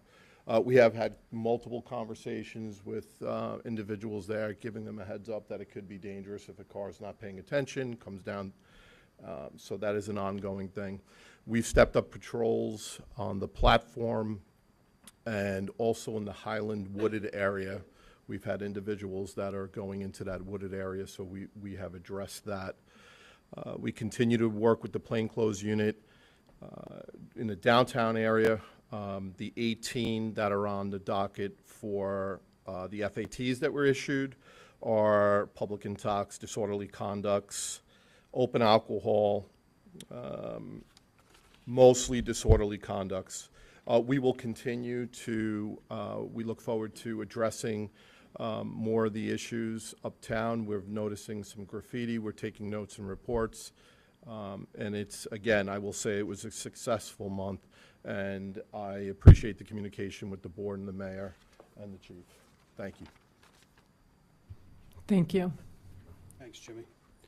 Just to wrap this up here, we finally have our Code Bureau dedicated Facebook page up and running. It's a baby. It's probably about 5 hours old. But it's still out there. So if you want to write this down or remember it or watch the video later on, we are under Official Port Jeff Code Enforcement Bureau. This is our Facebook page. Hopefully we'll get that link to the portjeff.com page. This way you just click on the link and you like it and off you go. What that page is going to consist of is alerts, notifications, events, PSAs, or whatever may come up. If you need to reach out to us, need to reach out to me in particular, my email address, aowen@portjeff.com. Please use it. If you have a thought, question, concern, anything, use it. Call me in my office, 631-774-0066. Give me a call. If I don't answer, leave a message. I return every phone call. Gentleman called me, says his car got hit on Main Street about 2 weeks ago. I was able to go back, look at the video, and I found out who hit his car, and he was able to take care of it. Phone number, yes, 631-774-0066. Okay, for non-emergency issues, we definitely want to include Suffolk County PD and things that are going on in the village. 631-852-COPS. That's 631-852-2677. Okay? And again, I want to thank Suffolk County PD for all their efforts this summer. I think it was a successful summer as far as the port goes. Yeah, and just remember, school's open and drive safe. Okay, anybody have anything, any questions, thoughts, concerns? Anybody? Anybody? Ma'am? Sure. It's going to be official, Port Jeff Code Enforcement Bureau. Just click on there. I'm the admin on there, so I'll be the one responsible for posting and answering and commenting and whatnot. Just so you know, when a post is put up, no comments are allowed. You can like it, you can love it, you can hate it, but the messaging section will be open. So if you want to send me a message and communicate with me that way, you can do that too. Okay, sir? Mr. Coburn, can you come up to the podium and state your name and address, please? Bob Coburn, 109 Roosevelt. I brought it up before to add the area code on our vehicles. Yes, you have. Okay? And I just And came for across us the and for number for us. neighbors. So yes, I'll Good. write that down and look into it. Another time, what about more patrols of our neighborhoods beside the village? Our neighborhoods throughout the You're village. talking about the outlying areas? Well, like President Street's built here, Well, all of I that. can tell you right now, President Streets, we've been hitting hard every day. I can guarantee you that. Now, if you look out the window when you're in the parking lot and you see a gray Ford Ranger, four-door, that's me. So if you see an unmarked car driving around, that's me. Okay, I'm always in uniform. Our guys are always in the marked vehicles up there. But yes, we will continue the President's Thank you. area as well as the rest of the village. I know a lot of people are concerned with downtown, but before I got promoted, when I was just a regular CO, I would make sure I hit the outlying areas, just to make sure that people said, hey, you know, and I would get a friendly wave, and it was nice. So, other than that, anybody else, anything? Yes, ma'am? Tracy Donnelly, 2 Stern Drive. I don't think my question is really for you, but it is in reference, because it's just a follow-up on, and I think it's more for Attorney Moran. So last time I had asked about if, and I was especially thinking about it with the emergency, Sunday, if there was the situation where you had to discharge your gun, were you ever able to find out if you were covered by the village, or, because I think we were waiting for, you said you were going to prepare a memo. and look We into are it. researching the various titles. I believe there's 8 or 9 separate titles that fall under code enforcement, from parking attendant to constable to public safety officer. We are in the process of gathering our information, comparing it to what our insurance company has, as well as civil service in reference to those titles, but it's still being looked into. The simple answer is, if your title is constable, you can carry, you are authorized, and you are insured by the village. I would sort of add on to that, being a former police officer, retired police officer. Stop. I'm going to advise you to stop, please. Okay. Let me do the legal aspect and answer the legal questions. I understand where you're going. Okay. Why muddy waters? It was a very specific question about liability. Okay. Yeah, I was just saying, the code officers. So are they all called constables, or do they have different titles, you said? Again, looking into that through civil service and other areas, that information and that research has not been completed yet. Okay, so there is one title that you know is covered right now? Absolutely, Thank you. constable. Appreciate it. You got it. Anybody else? Sorry to cut you off, Chief. No, I that's just quite all wanted right. to make That's, sure. I understand. Getting ahead of myself. Just as a member of the Board of Trustees, tagging onto our policy conversation with Code Red, there's been conversation about looking, at that policy, having it be a public-facing policy so that the public can know when to expect communications from Code Red, what would signify that and what wouldn't, so that, again, expectations are clear and transparent, and the board can, all be aware and look at that together. I think as far as Code Red goes, I did look into it. It's being underutilized, I'm going to be honest with you. And I'm not placing blame on anybody. The last time it was used, everybody came out and said, why didn't I get a Code Red? Okay, fine. Why didn't you get a Code Red? The last time Code Red was used when we had the shooting up at the billiard hall, which I believe was the end of last summer. There were over 5,000 people signed up to Code Red, 5,064 I think it is. I could be off by a couple numbers. 4,996 phone calls went out. You know how many people answered their phone? 36. 36. That's how many people were notified of the shooting. Okay. Uh, The time before that, it was used was January of 2022 for a snowstorm. Last summer, down here in the port, we had the same exact incident with a bomb threat. Code Red wasn't used at that time. So this is something that we're going to have to look at with the mayor and the board, determine what will require a Code Red, who has the administrative capabilities to post something on Code Red. And we'll take it from the ground up. Well, and a point of information, I believe at least there's a capability to have text messages. There's text, there's email, as well there's as, phone call, yes. yeah, excellent. Thank you.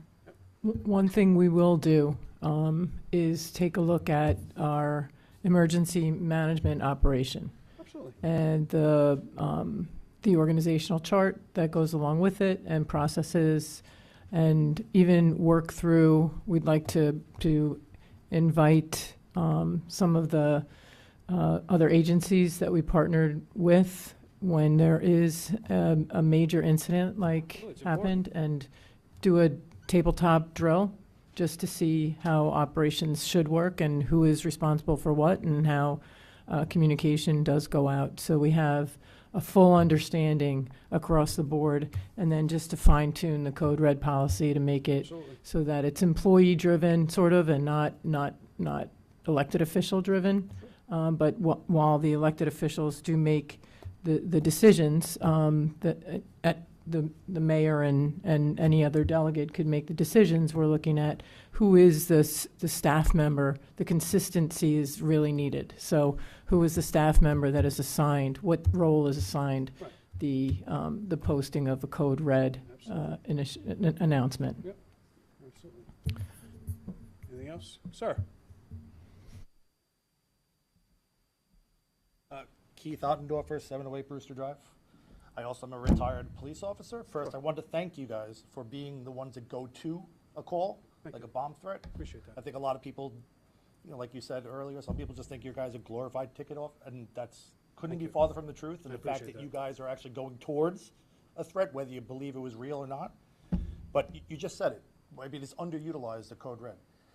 No one says that you have to go in on a Code Red and send out a text message saying, "Oh my God, there's a bomb. Everyone stay away." Absolutely. But you can just say, "There's a police activity going on in the ferry, location of the ferry. Please remain away from there if possible until further notice."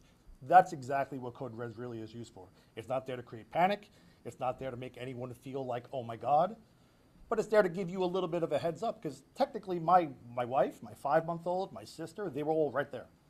I had to basically find out through social media, which is the worst place to find out, It is, as absolutely. you know. I think for anything. you put up that all ferry service was canceled for the rest of the day. Yeah, it started, I changed it really Okay, quickly, no, I'm just, just saying. just for the time being, because honestly, people do look like at Facebook. They you know, look I mean, at it is Facebook what it is. before they look elsewhere. I know. And that's why, look, you know. I know, and that's why the group that I run, I try to say we're only going to put out verified information, not something where everybody just goes and panics. Unfortunately, something on Labor Day weekend, though, is going to be taken pretty damn Sure. seriously. I understand that as someone that went through bomb threats myself, 99% of them are going to be fake, but you can't think that way. I'm sure K9 was there. I'm sure K9 went. Well, K9 wasn't K9 there. and ESU were not there. Okay. All right. Well, I mean, multiple different agencies were there, correct? We had 9 agencies there, yeah. So, I mean, obviously, everyone was taking it seriously. Nobody was just saying, No, I'm sure it's fake. So. And that's why we got the response that we did, and that's why and I'm going to say we, Suffolk County, they led the incident and told people what to do and where to go and where to be and how to be. Yeah, and I understand that, but I think we do have a system in this village to let residents know something that might be going on, because it's been used in the past for exactly that. It's been used for storms, it's been used, even social media at times have been used for just please stay away, a message from the mayor or deputy mayor or something. Sure. So I think that was a pretty big opportunity that was missed yesterday. I really do. It's all of our residents. I mean, we're all here. So I mean, God forbid something did happen. And if it was bigger than it was, you would have heard about it. I can guarantee you that. Well, yeah, but the only way you're going to know that is after the fact. Okay. Not necessarily, but You want to continue the conversation after the meeting, or, because it's a back and forth? No, it's just, are we resolving anything here, or? I thought I was having a conversation with the chief. Yeah, if you would like, exactly. we can talk outside. That's fine. That's fine. No, that's fine. That's fine. Sir, did you have something? Yeah, I have one question and I have some comments. I'll start with the comment. First, your name and your address, please. Name and Chuck address. Rock, 307 Myrtle Avenue. Traffic safety on Scranton Hill Road has gotten a lot of visibility. Yes. lately. And I came by there about half an hour ago. Okay. And there's some kind of a sporting event Okay. going on. The bus from the outside district is parked halfway into the residential area. And the reason that is because cars are parked in the designated bus area. Okay. And that's not a new problem. That's been going on for the past 2 years. In some cases, the buses have had to park all the way into the residential area. And that leaves two choices when the event is over. Either the kids have to walk down the middle of the road to wherever that bus is, or that bus has to double park to let the kids in. So it really needs some parking enforcement, particularly where there's a cutout on the east side of Scraggy Hill Road specifically for buses, And it and says it's it there. routinely Right. ignored. Okay. My question is, how do I request the speed trailer in a particular road or neighborhood? You're talking to him. I handle it. Okay, I so put I it should, there, I I monitor it, should and I- use your telephone Absolutely. number or whatever? Email me, however you want to communicate with me, and you think it's needed somewhere. Like I said, the next one up, we're going to go back to Brook. A member of the community requested it there for the beginning of the school year. Okay. And we're going to do that for 2 weeks, and then we'll go from there. If you have a place where you think it's needed, please let me know. Okay. And if it's strategically possible, I'll put it there. Someone wants one on Belterre Road by Thompson, and that's the entrance to the emergency room, and it's strategically, there's really nowhere to put it to be safe. And it has to be on public property. I can't put it on private property. Okay. Also, and I don't, this is not totally in your purview, it's in the village's purview. Coming down the hill from, I guess it's Myrtle, where it intersects with Scraggy Hill Road, Okay? there's no stop sign there. And cars pulling out on Scraggy Hill Road Oh, I see to what you're either go straight or make a left-hand turn, they're facing people really flying down that hill Like if you on want to go Myrtle. across to Going- Thompson? Well, they're coming down Myrtle onto Thompson. Yeah, right. Okay. And there's a sign that says dangerous intersection, but beyond that, it probably needs a stop sign or a yield That would be sign something or, that, we would or have to something. propose to the board and get them to Right, vote I on it. understand and, that. You know, I think the community would need to vote on it and, Right. you know. Okay, So we can thank take you. it from there. Thank you very much. Appreciate your comments. Anybody else? Mayor, board, appreciate it. Thank you. Suffolk County, thank you. Thank you, chiefs, and thank you, Officer Barry. Appreciate your being here and everything Suffolk County Police does. Do you guys want to stick around for a little bit?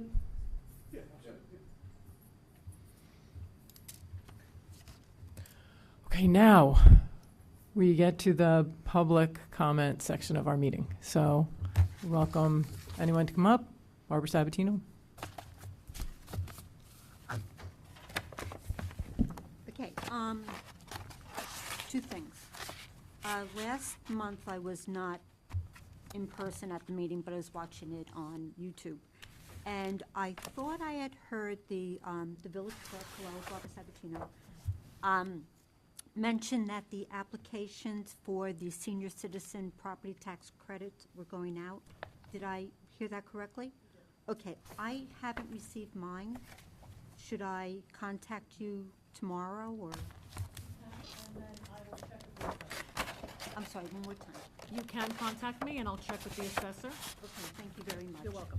And then the other thing is last year, and I believe the village was involved because Barbara Sakovich was running a lot of it, was the chowder crawl that takes place in October.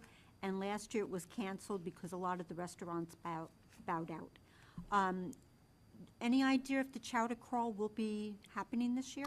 Actually, it will be. I'm so It'll be excited. part of the Oktoberfest, the October Harvest Fest Great. event. So the 21st and the 21st and 22nd of October.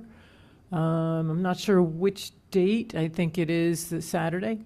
Okay, Uh-huh. and is it like it has been in the past where we need to purchase tickets? They'll sell tickets in advance. Yes, the Chamber of Commerce is hosting that. Very good. Thank you very much. You're welcome.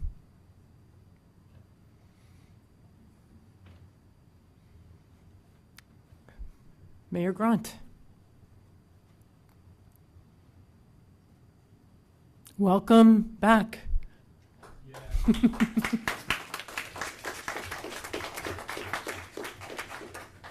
Thanks.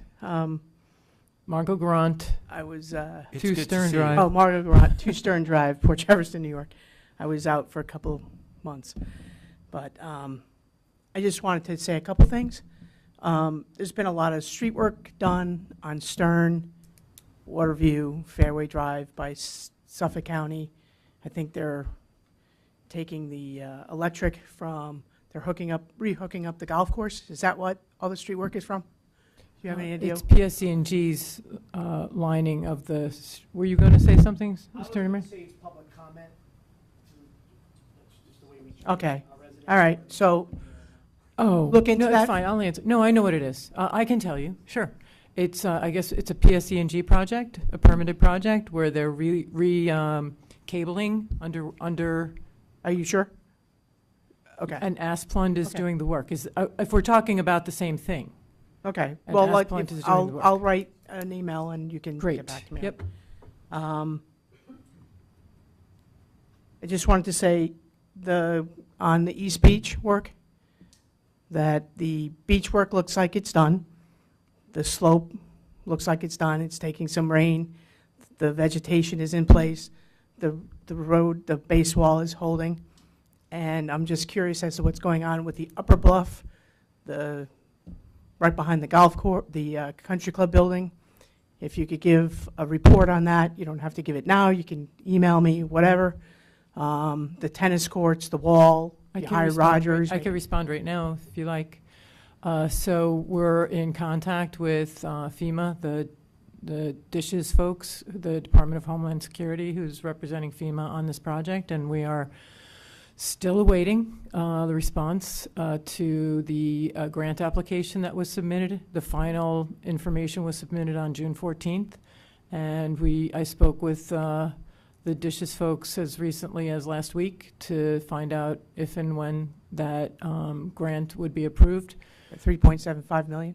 The 75% match of the project, yes. And we have some good solid confirmation that the money is pretty much set for the village. It's just part of the application process that we're waiting on to hear about. So we haven't gotten any feedback on what that might be, but we're waiting for that too. Okay, and then then the whole project would have to go out to rebid. Absolutely. Okay. Yep. Okay, thank you. Thank you.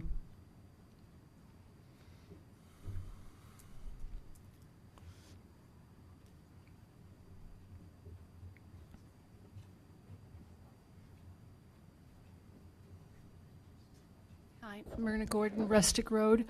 Just a question. I wasn't here at the last meeting of last month, but I did watch it on video. And there was, when the general manager of the club, Mr. Natola, spoke, I just would like to get a clarification on something that he was talking about. He gave a very, very good and concise report, talking about revenue, talking about some of the things that were being implemented. And then he said the one word that I kind of startled me for a moment. And he basically said that they were providing services that members of a private country club would expect. And for those of you who know me, this is not the first time that I've come up here and talked about our club. Our club is not a private country club, nor is it a semi-private country club. It is a municipality-owned country club which falls under New York State guidelines and has to adhere to that. So I just wanted to clarify that maybe perhaps I know he's fairly new at the job. Maybe he doesn't know the past history of what brought us to the word public country club, but maybe you could add that. Also, I know that in the past year and a half or so, our village and trustees have really made an effort to remove the word private country club from some of the flyers that have been disseminated, some of the bulletins, some of the handbooks, and I would still ask that you all be vigilant that this is a publicly owned municipal country club, and the word private should not be used.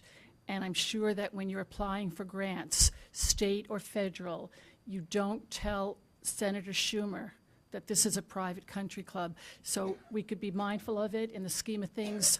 I just wanted to bring it to his attention that we are not a private country club. Thank you. Thank you.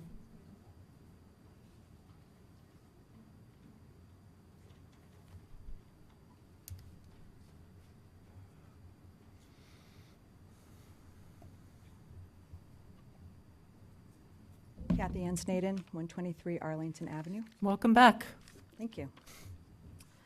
I want to talk a little bit about Sunday, but my question is not for the constables and the police department. It's really for you folks and for you, Mayor Shepro. I'm the former deputy mayor and also commissioner of public safety, and therefore I take the safety of this community extremely seriously. So when I saw all the activity downtown, people were reaching out to me, what's going on, what's going on? I turned to social media, and as we've all heard tonight, there were over 100 comments within the first few minutes, and those comments included panic, it included conjecture, fear, what many consider rumors, pipe bomb in the harbor, bomb on a boat, my kids are down there at the farmer's market. There are my babies down there. What's going on? Has anybody heard anything? What I didn't find on social media was not one word from this administration, not one word from the self-appointed Commissioner of Public Safety, not anything to calm the concerns of the public. Now, as Commissioner of Public Safety, I'm well aware that Suffolk County Police takes the lead on these issues, and they are the ones that disseminate whatever facts and information. But what I was expecting to see was somebody from this administration, most specifically the Commissioner of Public Safety and the mayor, at least coming on and saying something. We've got this, don't worry, it's being handled, something to that effect. Avoid the area, there's police activity, it'd be better to let them do their job, something. On your reorganizational meeting, you chose to deactivate a safety committee that was in place. You also chose not to use Code Red during this time, and we heard a little bit about that. Those systems have been in place for many years and have worked very well. Today you said, Mayor, that you will figure it out. You'll figure out that tree of command and the safety protocol. You sat on this board for an entire year with that protocol in place. You were a trustee for a year. Code Red was in place and it was utilized. The safety tree was utilized. Wouldn't it have been better to not deactivate the committee before you had looked at it, or as you said, looked into it or figured it out? And when will you review this policy? If an emergency occurs tomorrow, can we expect the same non-information? Can we expect the same panic and fear? What can we expect from this administration going forward? Thank you. Thank you for your comment. I'm just going to reiterate again that looking at that policy, seeing what is existing and what the mayor and current staff want to look at it and then present to the board as far as emergency response, so that there is that transparency with the public and that the board is all on board for knowing what will be covered under Code Red. When will the public be made aware? When will the Board of Trustees be made aware? I think all of that is, for me as a trustee, top priority, and I believe the board shares that sentiment. So I'm definitely going to keep that on the top of the priority to make sure that that's followed through on, and I don't think I'll be alone in that.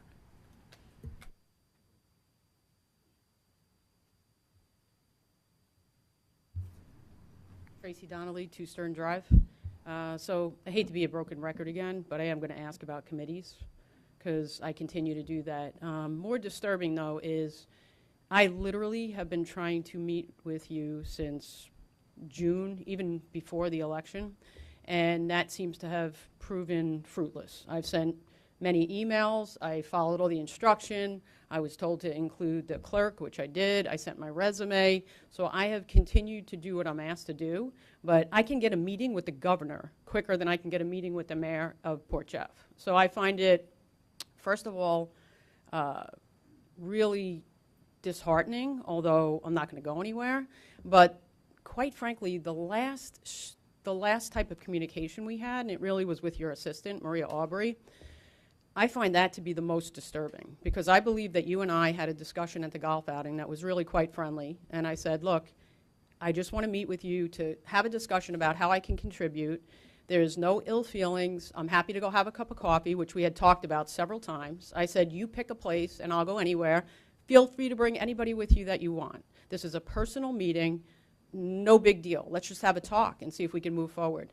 You said you understood. Then Marie Aubrey took it upon herself to go to, simply because I use an email address that happens to have my not-for-profit ending on it, used that email address to go find my not-for-profit, pick off random board members off of my site, and then make up emails that she thought could be the extensions for them, because there are no emails for them, put it into an email exchange and said, I copied your board because this could be professional.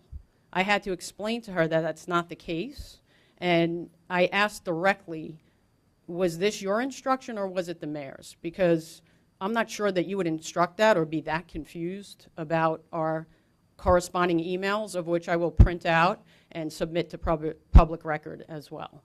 So I'm asking you, are you not wanting to meet? And you can just say that, and we don't need to meet. But I do want to be included on committees, and I do want to be part of contributing to this village. I appreciate your comment. I think the point of confusion was when your assistant responded to an email and signed your name to it.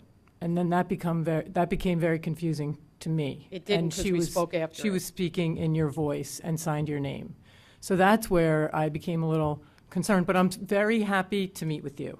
And I Didn't we threw speak out a after date. that, though? Because we Pardon met on me? the 17th. That email was sent on the 14th, where I quickly responded to you, and you wrote, So- am I speaking to you? And I said, yes, I will see you at the golf outing tomorrow. Right. And we spoke. So I'm not Right. sure where the confusion continued to be It wasn't when confusion. that email was sent It wasn't on the 23rd. confusion, but just to go back to the meeting, Yes. that's what Maria's there to help do, is set up that date. So was she instructed to go to my board? Was she instructed to go to my not-for-profit that serves children in New York City and pull my board members off and add them to an email by you? No, she was not Thank you. instructed to do that. Thank you.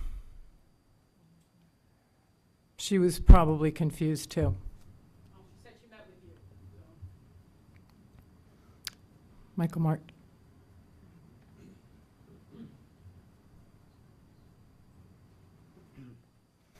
Michael Martin, Bayview Terrace, Port Jefferson. I just want to thank you for allowing us to speak to you, to address you with our concerns and grievances at this hour so that we can decide to stay and listen or go home. I think it's worthwhile. I encourage you, as I encouraged the last administration, to continue to do this. Thank you. Thank you. We will.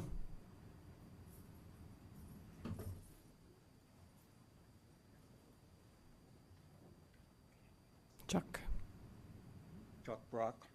I have a couple of comments. One has to do with Station Street. Barbara Sabatino brought up Station Street and the possibility that the access to the railroad station is going to be closed. And if you're coming northbound on Main Street and you make a right turn onto Station Street, that utility pole is far too close to that corner. It's just a matter of time before a truck hits that thing and either takes down the pole or creates a giant traffic jam. Say again which pole you're talking about? It's a utility pole that's on the southeast corner of Station Street. And it's a big PS&G pole. And I realize that you're dealing with the state of New York because Main Street is a state road. Station Street, the entrance as it is narrow to begin with. And I have a commercial driver's license, and I can assure you that anybody driving a large truck that attempts to drive down Station Street, or even a bus, it's just a matter of time before they hit that pole. So that pole really needs to be moved. It either needs to be moved further back from the road or further south. You can't move it further north because the apartment building is there. But it's definitely a hazard. The other thing I want to bring up is there's been a lot of discussion about the loud cars and what to do about them. Enforcement, as we've heard from the chief and from Suffolk, is almost impossible. And the only way you're going to get to cure it, the way you cure it is through the DMV. The DMV, in conjunction with the New York State Police, controls the inspection stations. And all the cars with New York State plates have to get inspected.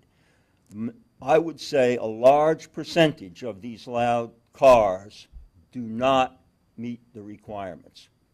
Somebody's faking those inspections. They're either putting a different car on a machine or something. But if the catalytic converter is removed, which it may or may not be, it's probably not going to pass inspection.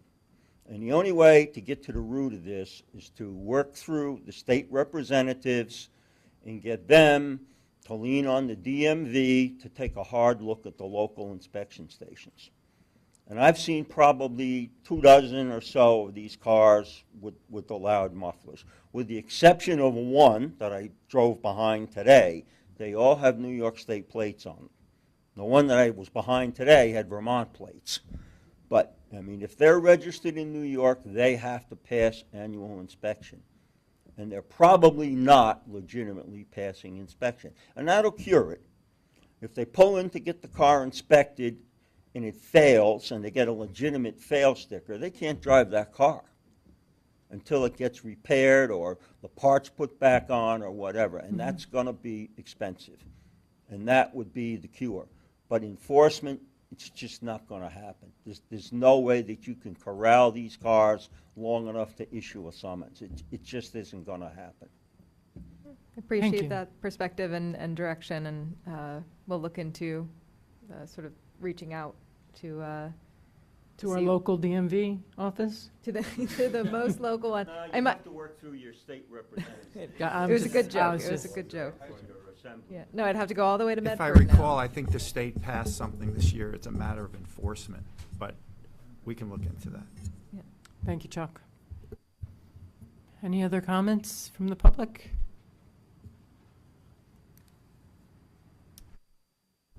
Okay, seeing none. Wait, Bob Coburn.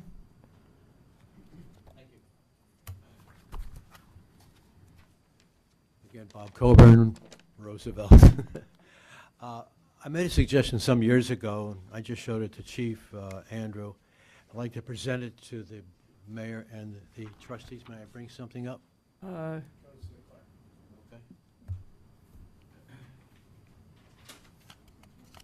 It's an idea to get more people to sign up for our village site, and especially Code Red, to put out through our village those political type of signs. Important, sign up, Code Red. It's also been approved that non-residents can also sign up for Code Red. I'll leave that to you for discussion and consideration. Thank you. Thank you. Then Kevin Wood informed me of something that I wasn't aware of. This is factual, Kevin, about the PSCNG poll, that the poll is scheduled to be removed on that southeast corner. Okay, so Chuck, wish granted. Thank you, Kevin, for that information. Okay, now we would like to, we have a resolution. Clerk Perillo, do you want to read resolution number 19? I do, thank you. Resolution number 19090523, resolution to enter into executive session at 7:09 PM to discuss potential litigation and the appointment of a particular person. May we have a motion? Motion. Thank you. We have a second? I'll second. All in favor? Motion carries. Okay, we will remove to the boardroom downstairs on the first level.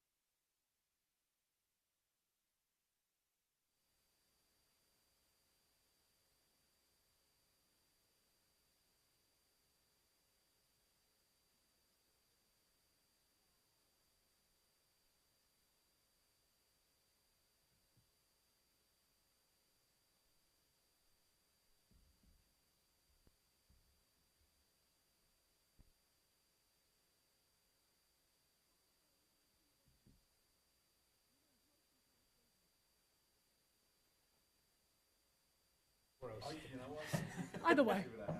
It's all semantics.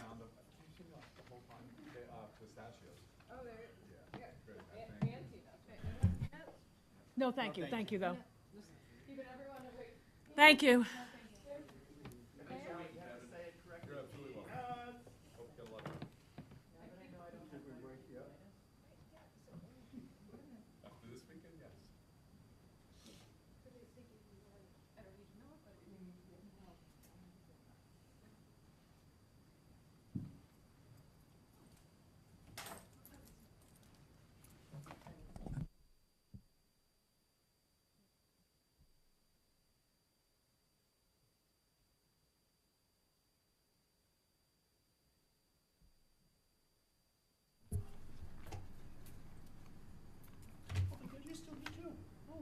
You wait, thank you.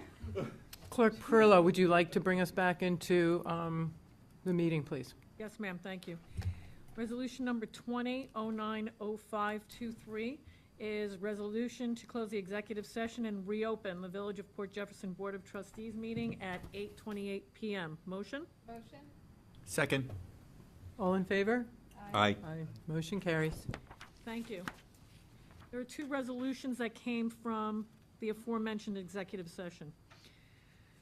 Actually, resolution number 21 was already discussed at the meeting, and it is a resolution authorizing the Village of Port Jefferson Board of Trustees to forward the attached resolution, which was the one presented by the Deputy Mayor, to Governor Hochul, asking for a reconsideration of the proposed closing of the Port Jefferson Station branch of the New York State Department of Motor Vehicles. Motion?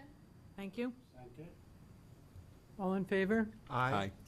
Motion carries. Thank you. Resolution number 22090523 is a resolution approving the appointment of Jennifer A. Buteau as prosecutor for the Village of Port Jefferson, effective September 14th, 2023, at an hourly rate of $175 per hour. Motion? I'll make that motion. Thank you. I'll second. Discussion? All in favor? Aye. Aye. Motion carries. Thank you. Resolution number 23090523 is a resolution to adjourn the September 5th, 2023 Village of Port Jefferson Board of Trustees meeting at 8:29 PM. Motion? Motion? Second. All in favor? Aye. Aye. Thank you. Thank you. Thank you.